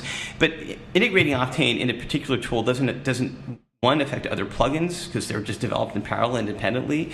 It doesn't take any resources away from the core development work. And if you look at what Ahmed's doing, right? Whether somebody's doing a Unity integration or not on top of the core API or the core SDK doesn't really affect anything he does. Mm-hmm. So it's not something that, and you look at V-Ray. V-Ray is doing an Unreal Engine integration, I guess, around November. So Unity is an important... Unity and Unreal are both turning into real DCC tools. We have an After Effects integration, a Nuke integration. Those things don't even have true 3D pipelines the way that a lot of other tools like Cinema do. But there are ambitions on the Unity and the Epic side to become real players in this space. And I think that it was prescient on our part, I think, to try to tackle those early on. Unreal is in development. It's coming. There's a separate development team on that. But the core of Octane doesn't ever really get pulled away from anything else that's going on by other teams in the company. They're just totally independent. And as a company, we really have sort of three things going on, and Octane's in the middle of that with rendering. Rendering as a service is what we really are focused on, and Octane is the tip of that spear. And it's not just people downloading Octane or integrating it in other tools. It's the cloud services, all the things that we want to deliver around these efficiencies of speed and sort of forward-looking ideas. So light field rendering is an example which is developed by a team here in the office in LA that just uses Octane. It's built on top of essentially sort of the programmability that you're going to see in the OSL shader system. Mm-hmm. And it is designed to sort of experiment on how we handle rendering in the not too distant future from the cloud service or even within Octane itself beyond just sort of simple 360 panoramas. And I feel like if we weren't researching this and working on it at the time that from the time that we were, we'd be missing the boat on it. I think that every renderer these days has the equivalent of what we did in 2015, which with Carmack around the stereo, pano, 360 stuff. And I think the light field rendering is going to be pretty much the same. So we wanted to get ahead of that and make sure that was there was a team on that. But the other part of the company is Lightstage. Clay, in fact, runs that division, and Lightstage has been a service that we started almost before we officially incorporated OTOY. If you look at that article that was written in Upload VR just a few days ago, it was talking about that being sort of this first leg, because as it turns out, and sort of bring that back into the workflow that artists using Octane might be familiar with, photogrammetry is a big part of the future, and Lightstage is the ultimate tool from that sense to do that for people and humans. It's really hard to get high quality skin and head models and captures into into CG. So Lightstage as a service started off super high end customers. To this day, we still work with Disney and others on high end capture, but we're trying to get that to be more and more consumer focused and friendly. And we actually have had our head library, for example, that we're developing used in, Epic put that out with Unreal Engine. We're going to eventually put out those assets so they can be used in any of the Octane integrations. And we ultimately want to work with camera companies to get that kind of Lightstage capture into their system so that you can feed those things back into Octane itself. And Facebook basically came to us with that approach, not so much with the material capture, but they wanted to be able to have a system where their camera connects to our cloud service. You can essentially take the data from that camera, turn it into an OrbX, which is our sort of equivalent of our proxy geometry file. And in 307, you can now start to really import OrbXs and edit them and use them no matter what the integration tool is.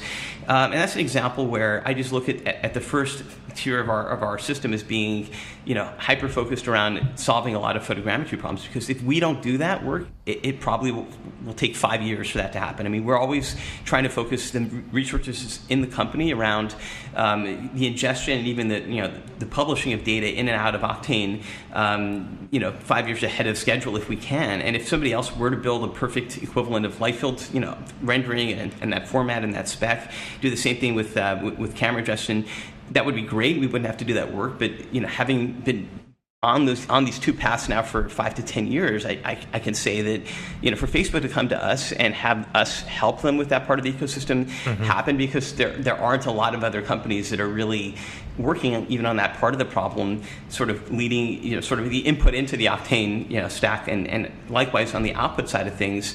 In fact, we've been sort of brought into MPEG and asked to take all of the stuff that Octane is rendering around light fields and even the concept of how we want to handle baking and other sorts of output formats out of Octane and sort of build a standard around that for MPEG. So that work isn't being done by anyone else. And just like with Octane, if we'd sort of not really focused on making that a real product out of those early days, we wouldn't be here talking about any of these pieces either. So the three parts of our company really do connect and sort of feed on each other. Octane's very much in the middle. It's pretty much the only real product that we actually sell. They're just other pieces that are important for its success that because others aren't doing it, we also have to ensure are working.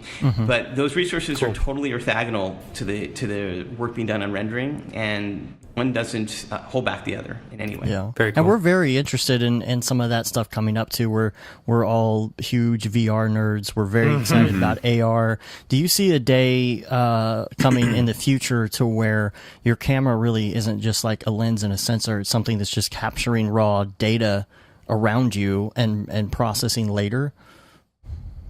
Yeah, I think the Facebook camera does work that way. It is sort of capturing data and processing it, but I want to see that happen on tablets, on phones. And we actually got one vendor who I do work with fairly closely, at the ODG guys. They make these awesome AR glasses.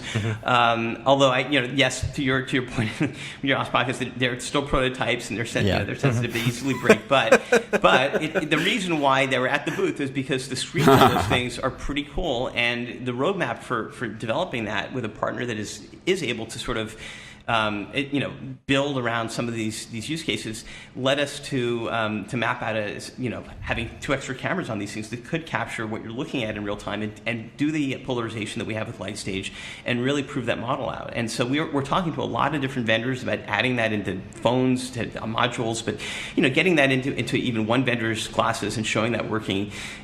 It's definitely going to happen at some point.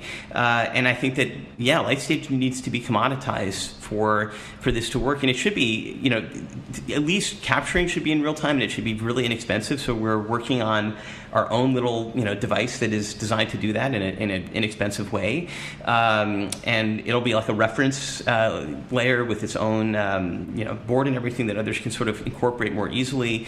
And I think that our goal is to get that for processing later in the cloud or on your PC, but ultimately to get it fast enough that it can be done in real time. And the reason why that's going to be important is that there's no mixed reality future ahead of us, whether it's Apple or Magic Leap or even HoloLens, where this work doesn't get done well. So you have to have the ability to really understand the scene around you if you're going to get really good augmented and mixed reality. And I think mixed reality is much more of the future that we have ahead of us. Yeah. It's not really simple AR or even VR. Mixed reality is and it's not even necessarily through glasses.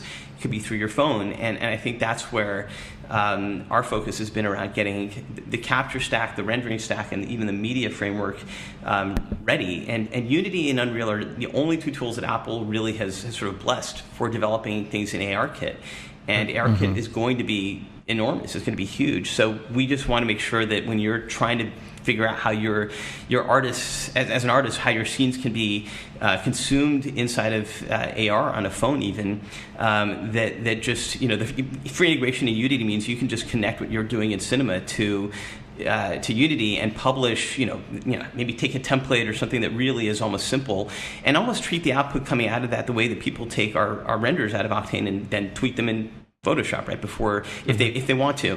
And I look at Unity as being very similar to that. It's essentially the last layer before you publish to AR or mixed reality or any sort of spatial media layer. And we're doing a lot of work around making that really simple, so that it's artist friendly. And I think that that's why both of those engines are fundamental, I think, for AR and Octane to really connect in the way that we hope it will. Let me ask you a question. So you mentioned earlier about having an Octane integration into After Effects. Can you talk a little bit about that, or is there a roadmap as far as that when we should look forward to something like that, and how exactly how exactly do you incorporate Octane into a 2D based thing like After Effects? Because I'm so used to Octane in 3D space, and you get your live preview, but can you just tell me a little bit about it? Because I'm a big After Effects guy, and I like to be able to get the speed that is coming out of Cinema 4D in After Effects. Oh God, I kill for that. Yeah. I mean, that's an excellent question, and I guess I should start by saying that After Effects and Nuke are free with I guess Octane subscriptions, and I think the After Effects 306 is being posted either today or tomorrow, and part of that Nuke and even Unity in its current form are interesting because all 3 of those tools have a timeline, and neither of those tools internally have a really strong DCC pipeline for modeling or even really complicated cinematic layouts. Octane Standalone gives you some of those pieces, and what we decided to do with 307, and this is something that is now going to be put to effect inside of After Effects, Nuke, Unity, even SketchUp.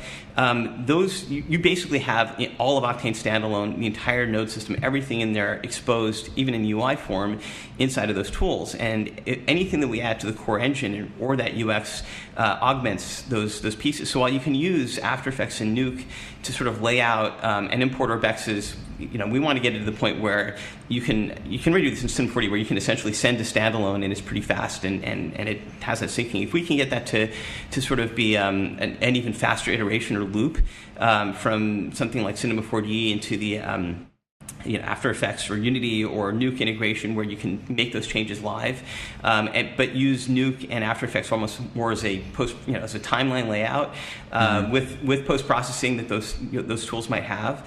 That's the workflow where those things matter. I also don't think we don't want to have people spend the money on those plugins as if they were the Cinema 4D plugins. So that's why we're basically, even in the $20 tier, you will get those plugins for free. And we're also going to do that with Unreal. Unity is, of course, already free. And that means that your one plugin choice for that in that layer can be used for Cinema, for example. Cool. And so I think we're also going to do that with DAZ and some of the other ones. And ultimately, when you're going to that higher price subscription, all plugins are free. And so the entire ecosystem is there to be used for one price, and coming from the video editing pipeline, people might really start to learn about other parts of the DCC 3D pipeline from the way that Octane connects back to these other integration points.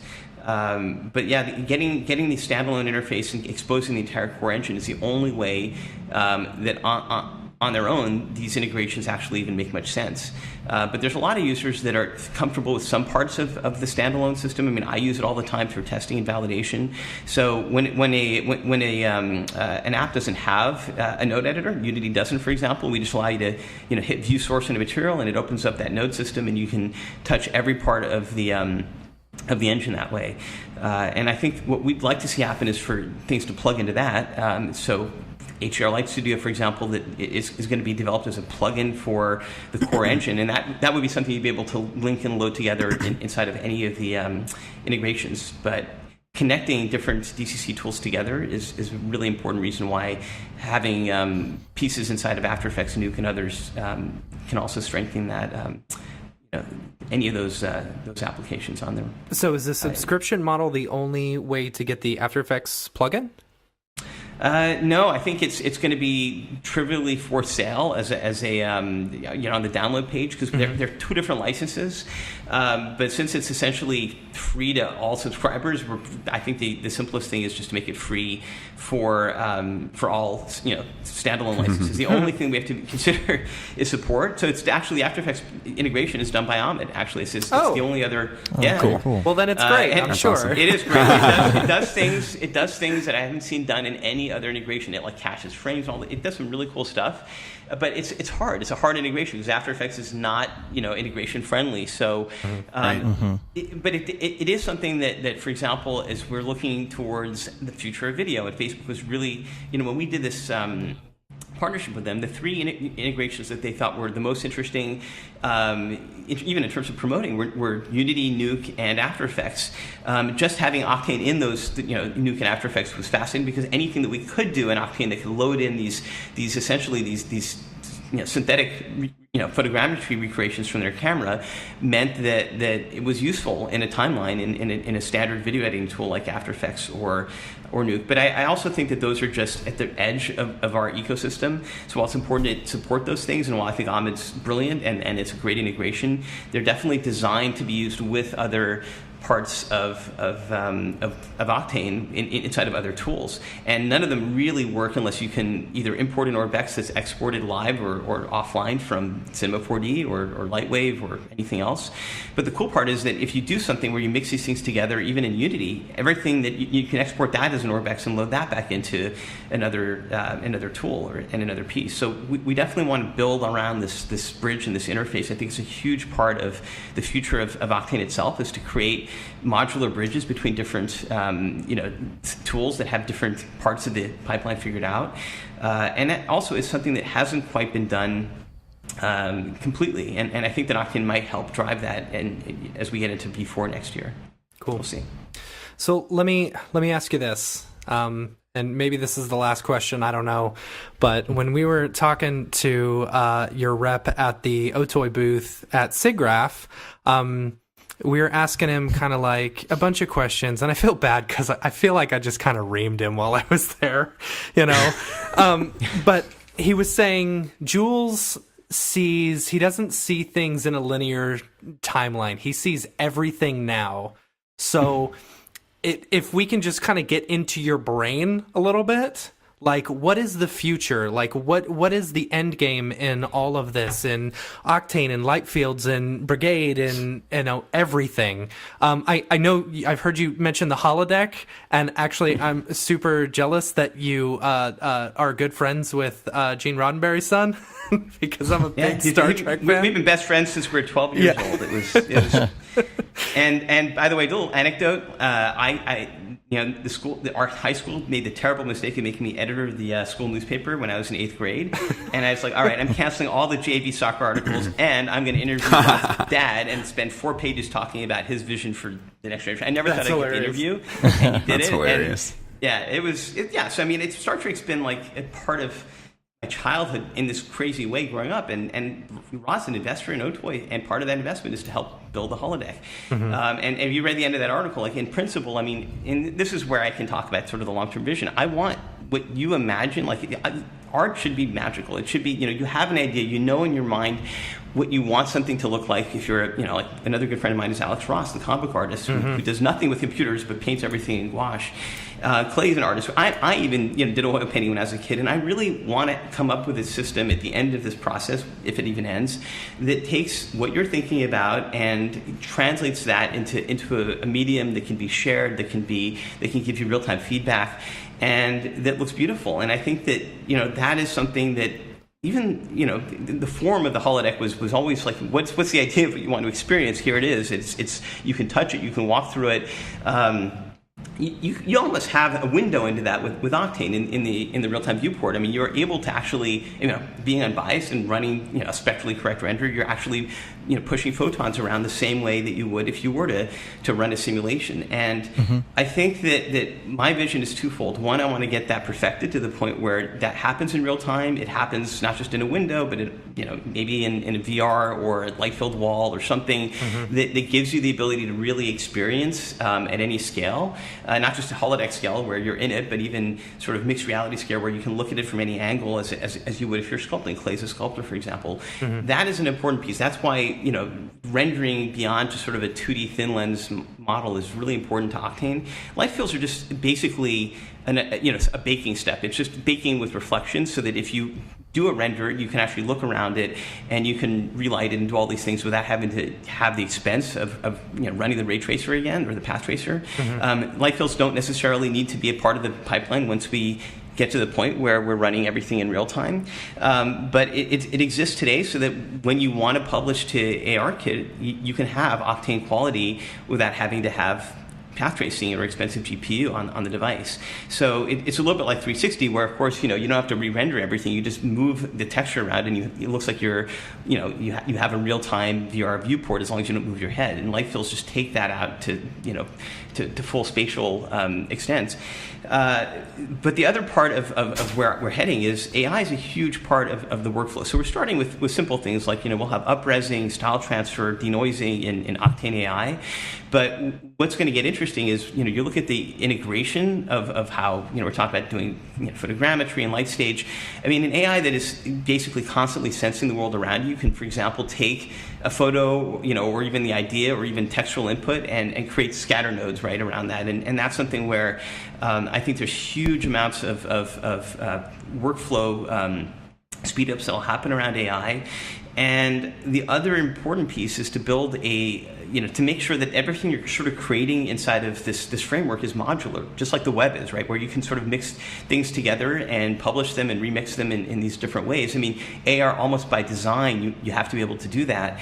And I think that means we have to go a little bit further than just rendering photons. We have to come up with behavioral physics constraints, things like that are a little more in the scene graph layer.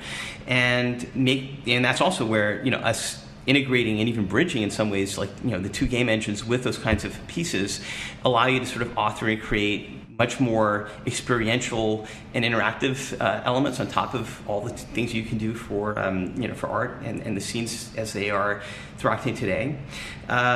And there's one other important piece that kind of is represented by the cloud service, you know, with Oric, which is I want to totally flip the cost of rendering on its head, no matter how soon or far away some of these pieces are. I'm okay with that. Yeah, I mean, there's if you go to our webpage, you look at one of the things that part of why streaming is a huge part of our business is because it's not about sending down Blender as a stream, or Autodesk tools as a stream, which is what paid for that entire service.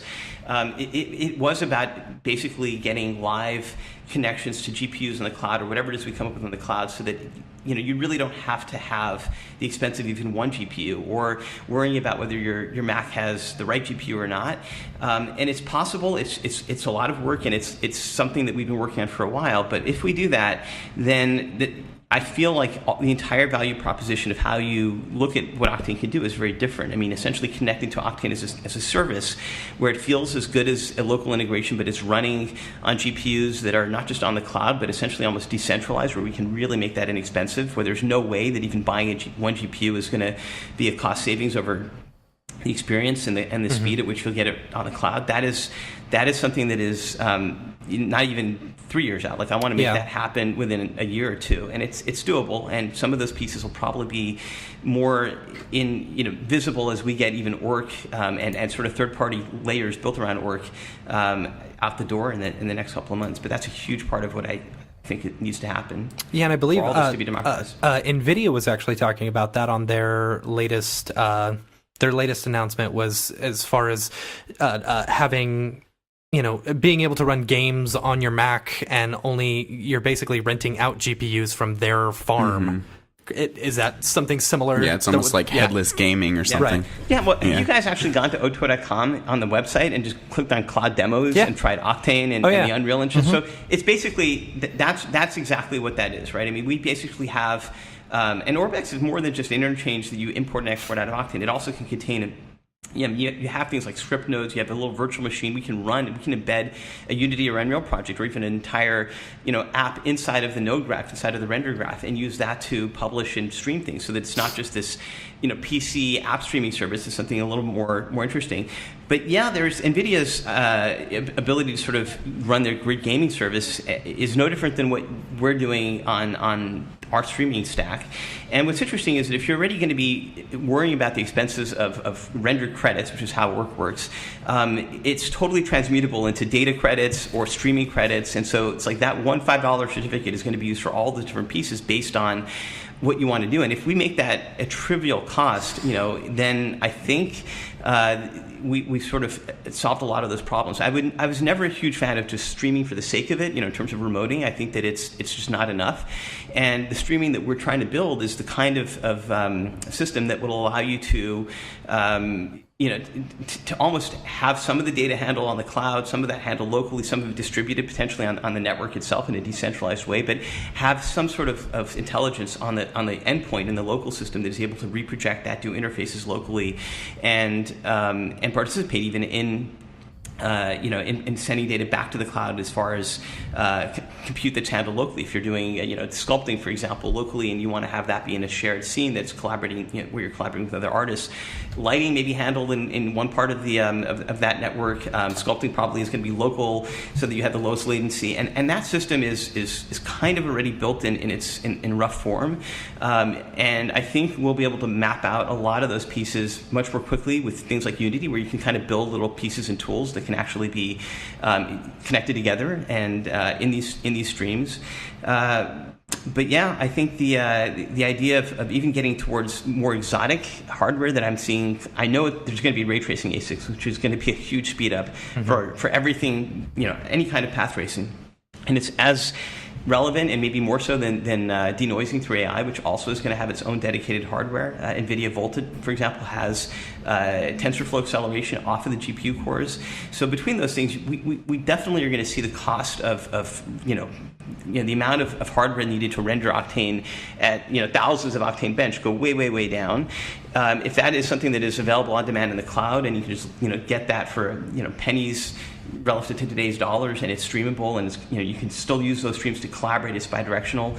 That's the future that I want to see happen. I think it's a future intuitively that a lot of people want, but some of those pieces are missing. And I've been trying to build the ones that I know are absolutely necessary for the last not just 10 years, but probably 20, 30 years. If you can go all the way back to some of the earliest ideas I had around a system of sort of magical, like I want to be able to create and imagine something, share it with people, participate in it.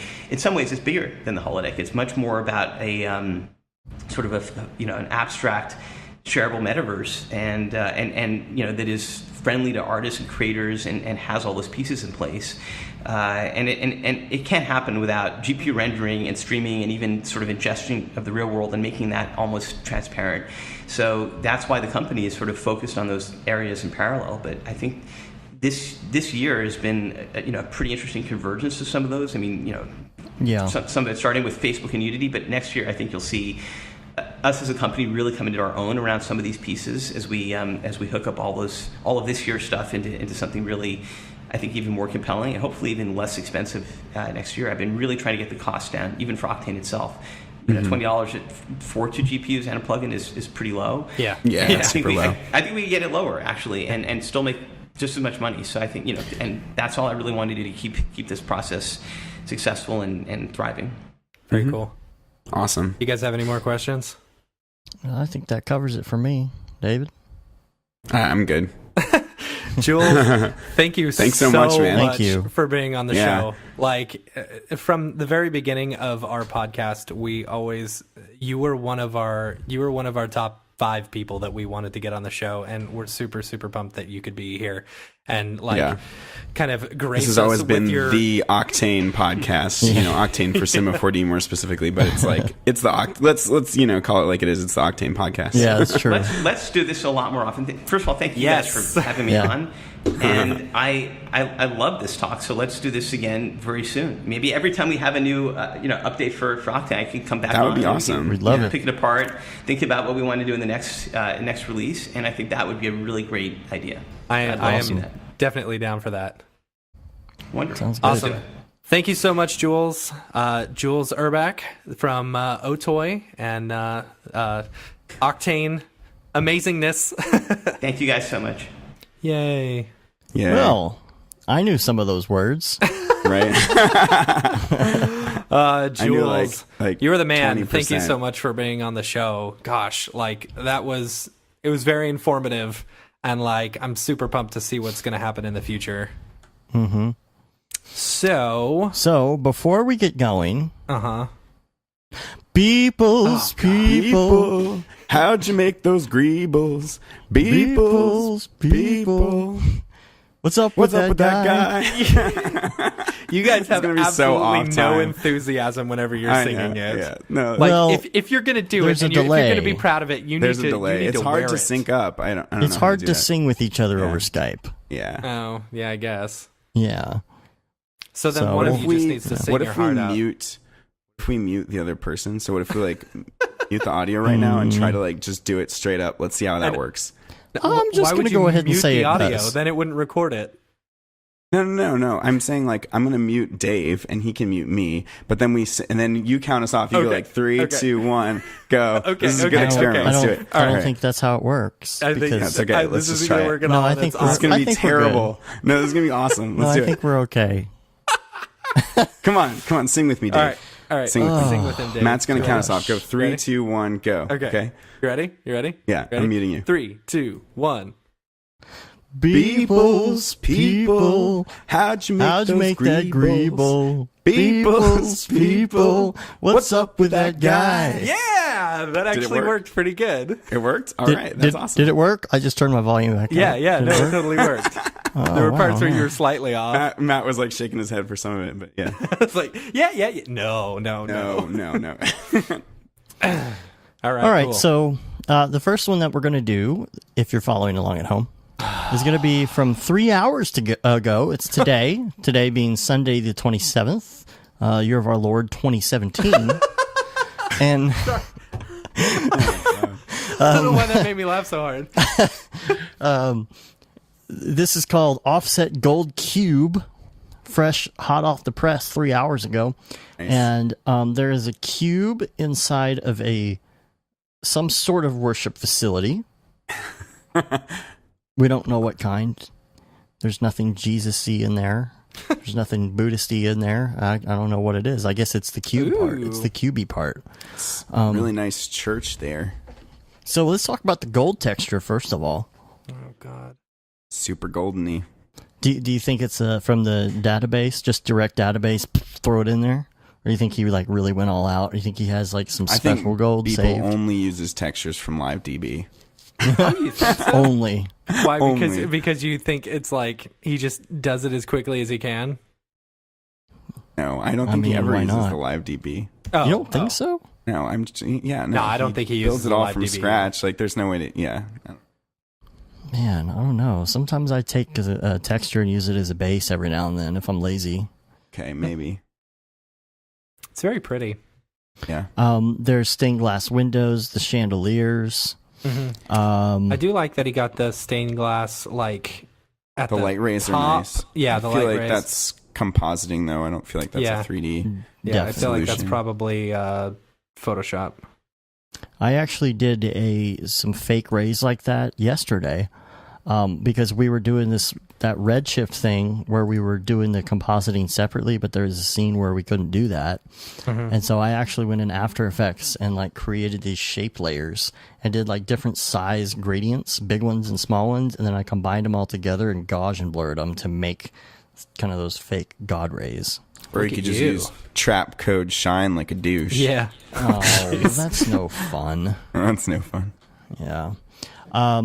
So what's the story here, David? Why are we worshiping said cube?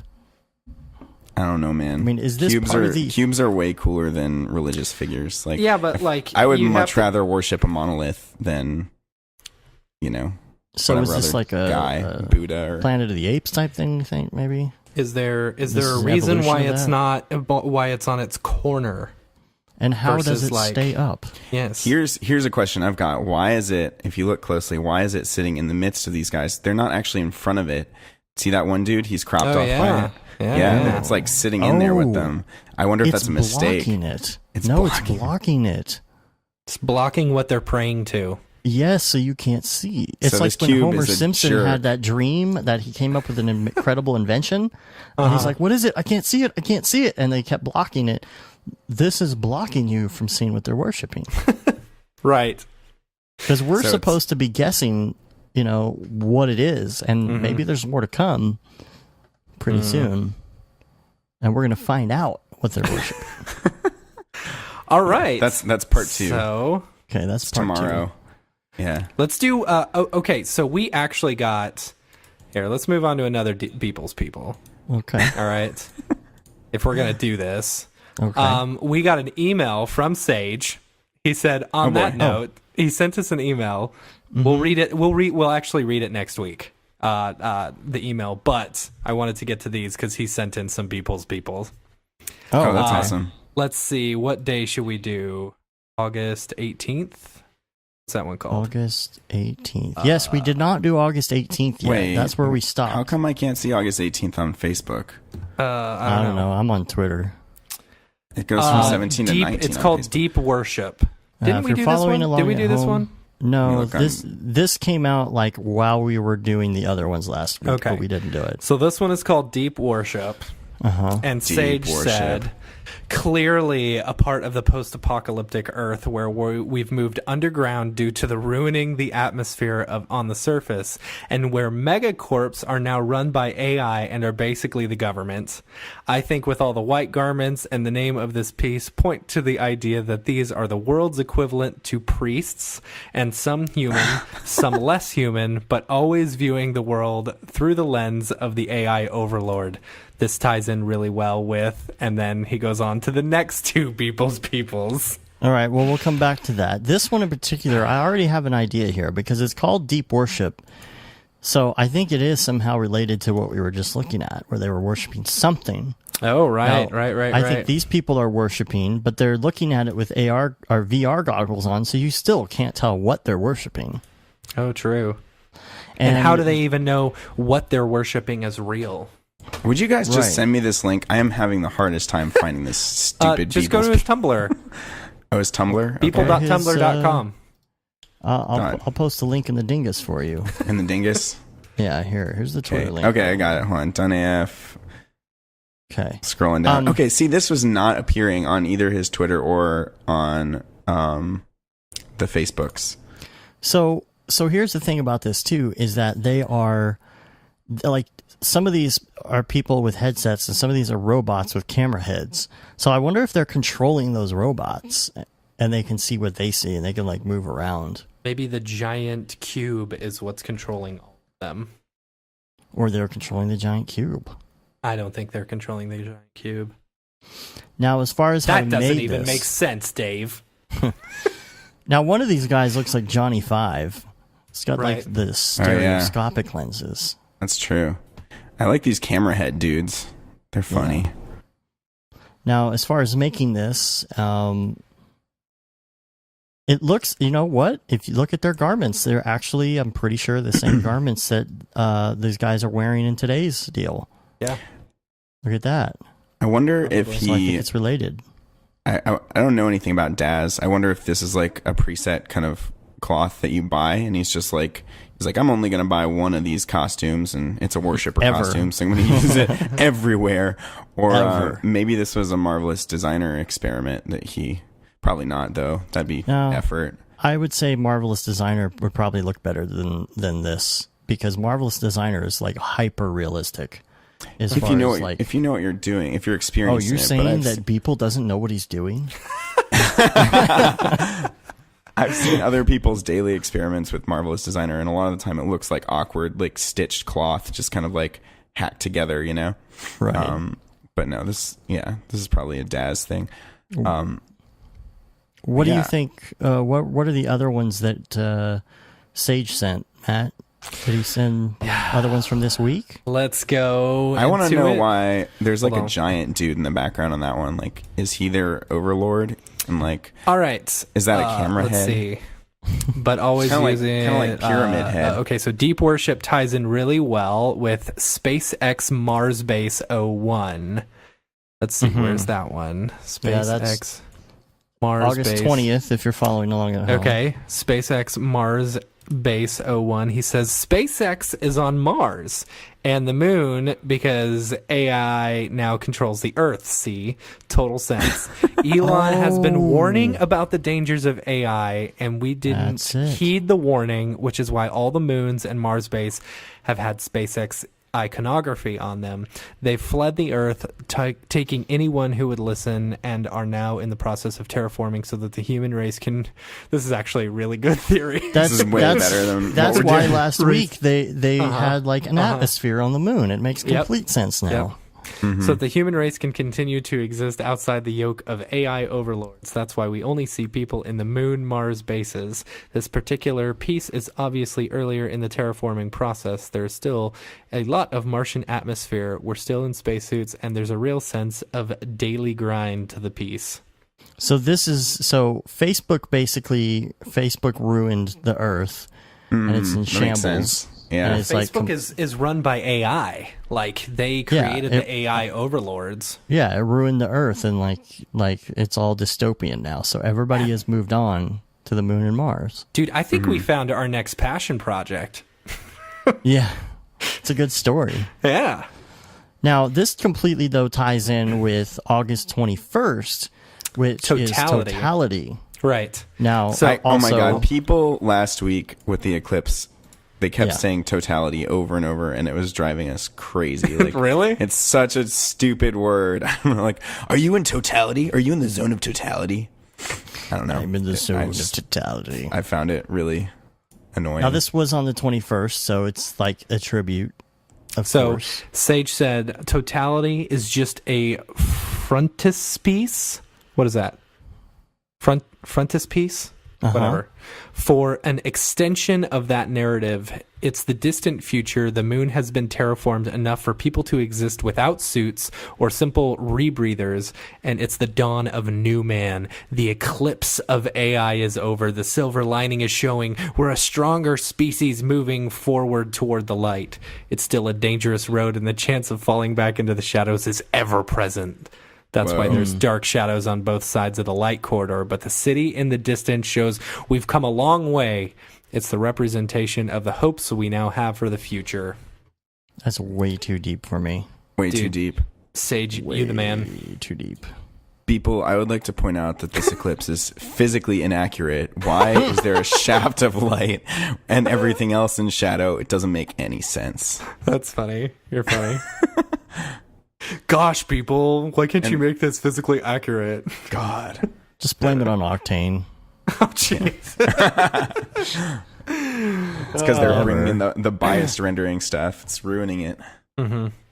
Yeah. So I think that should cover it for this week.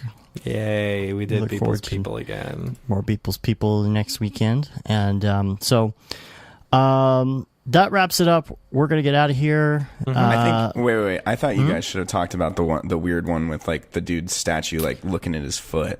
Like what's up with that? Oh, you want to do that? Vienna, August 23rd? Yeah, that one's so cool and weird and like all painterly. Like, it is very painterly. That's so feels like different than everything else. Vienna, like it definitely feels like European of sorts, I guess. I don't know. Vienna's in Europe, right? I don't know. Probably. Yeah, but see, that's the thing. He was in Vienna this week. Oh, he was? Yeah. He's been doing a lot more talking lately. Yeah. Yeah, we should ask him to come to DFWC4D sometime. That'd be fun. Yeah, totally. We'll fly you out here, people. Mm-hmm. Come hang with us. Is that statue like an actual statue in reality, I wonder? Like, is it some photogrammetry thing? I think it might be a statue. Yeah.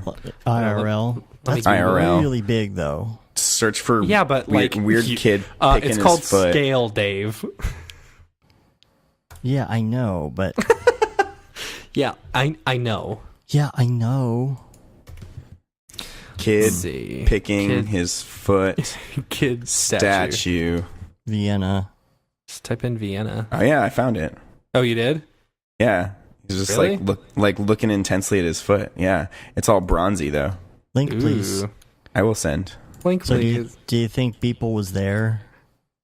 Did he I got like 3D have some 3D scanner, little 3D scanner dude? Kid picking his foot. It actually... Oh, yeah. There's my Google search. I linked you guys to the wrong thing. But do you see it? Oh. Yeah. Yeah. It's got to have like an actual model of it. Got a splinter. Huh. Did you find the actual model? Mm-mm. Oh, I'm sure there is, though. Yeah. Interesting. Nope. Anywho. All right. Anywho. We do have a lot of emails from people and I found stuff like that. You found it? Oh, by the British Museum. Nice.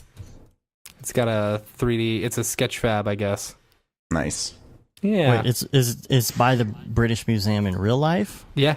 Oh, no, that's terrible. That's not what it is. Oh, yeah. No, never mind. It's not. Sorry, go ahead. So we got a lot of emails from everybody, and we are saving them for next week, so we can address all of those. But remember, next week is the big 100 episode. Big hundo.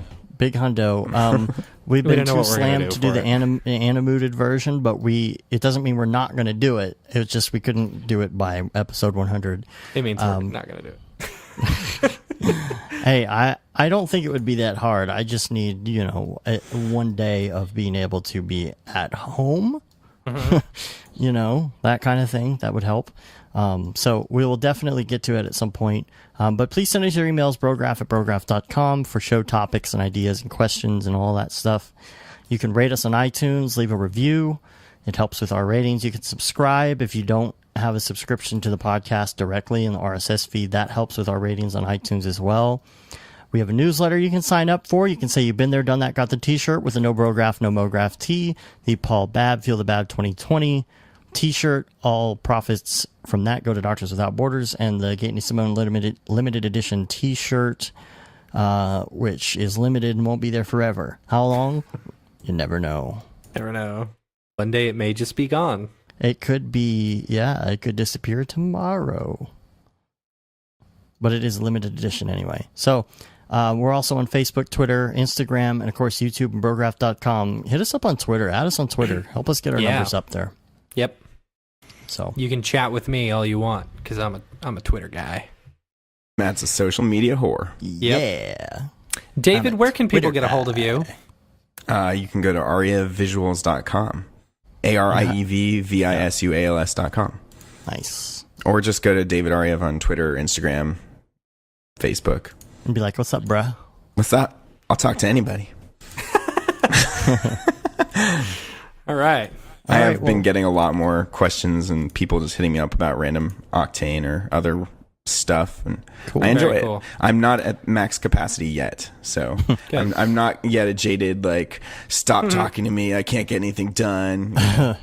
Dude, I had one of those days on Thursday, but like I hadn't had a day like that in a long time, and I was so pumped that I couldn't do any work because I was just like talking to like listeners of the shows and like friends and stuff like that, and like all the Brograph friends that we have made. I spent an entire day just talking to all of them. That's hilarious. Felt very nice. Yeah, it's awesome. It's cool. So popular. So popular, man. All right, well, we're gonna get out of here, so till next week, I'm Dave. I'm Matt. I'm David. Have a good one. Later bros.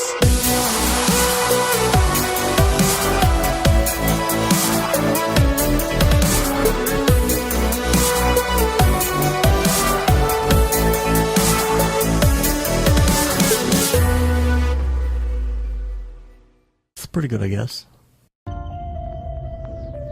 Brograph.com, an online resource for learning critical components of Cinema 4D and After Effects, specifically catered to help you prevail as a motion graphic designer. What's up, bros? Welcome to another Brograph motion graphics tutorial. We give you professional time-saving tips, shortcuts, and lessons that help give you an edge over your fellow designers.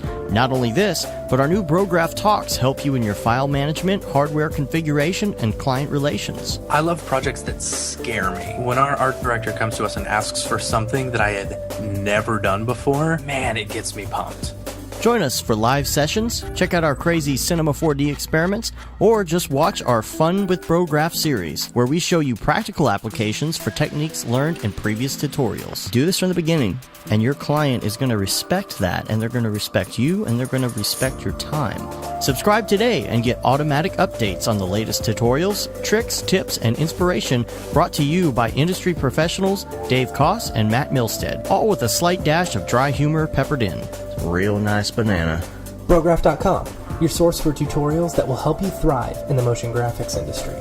Don't just play around with Cinema 4D and After Effects, master it, and make money by becoming indispensable at your workplace. We don't care how you get here, folks. Just get here. Subscribe now to Brograph Tutorials.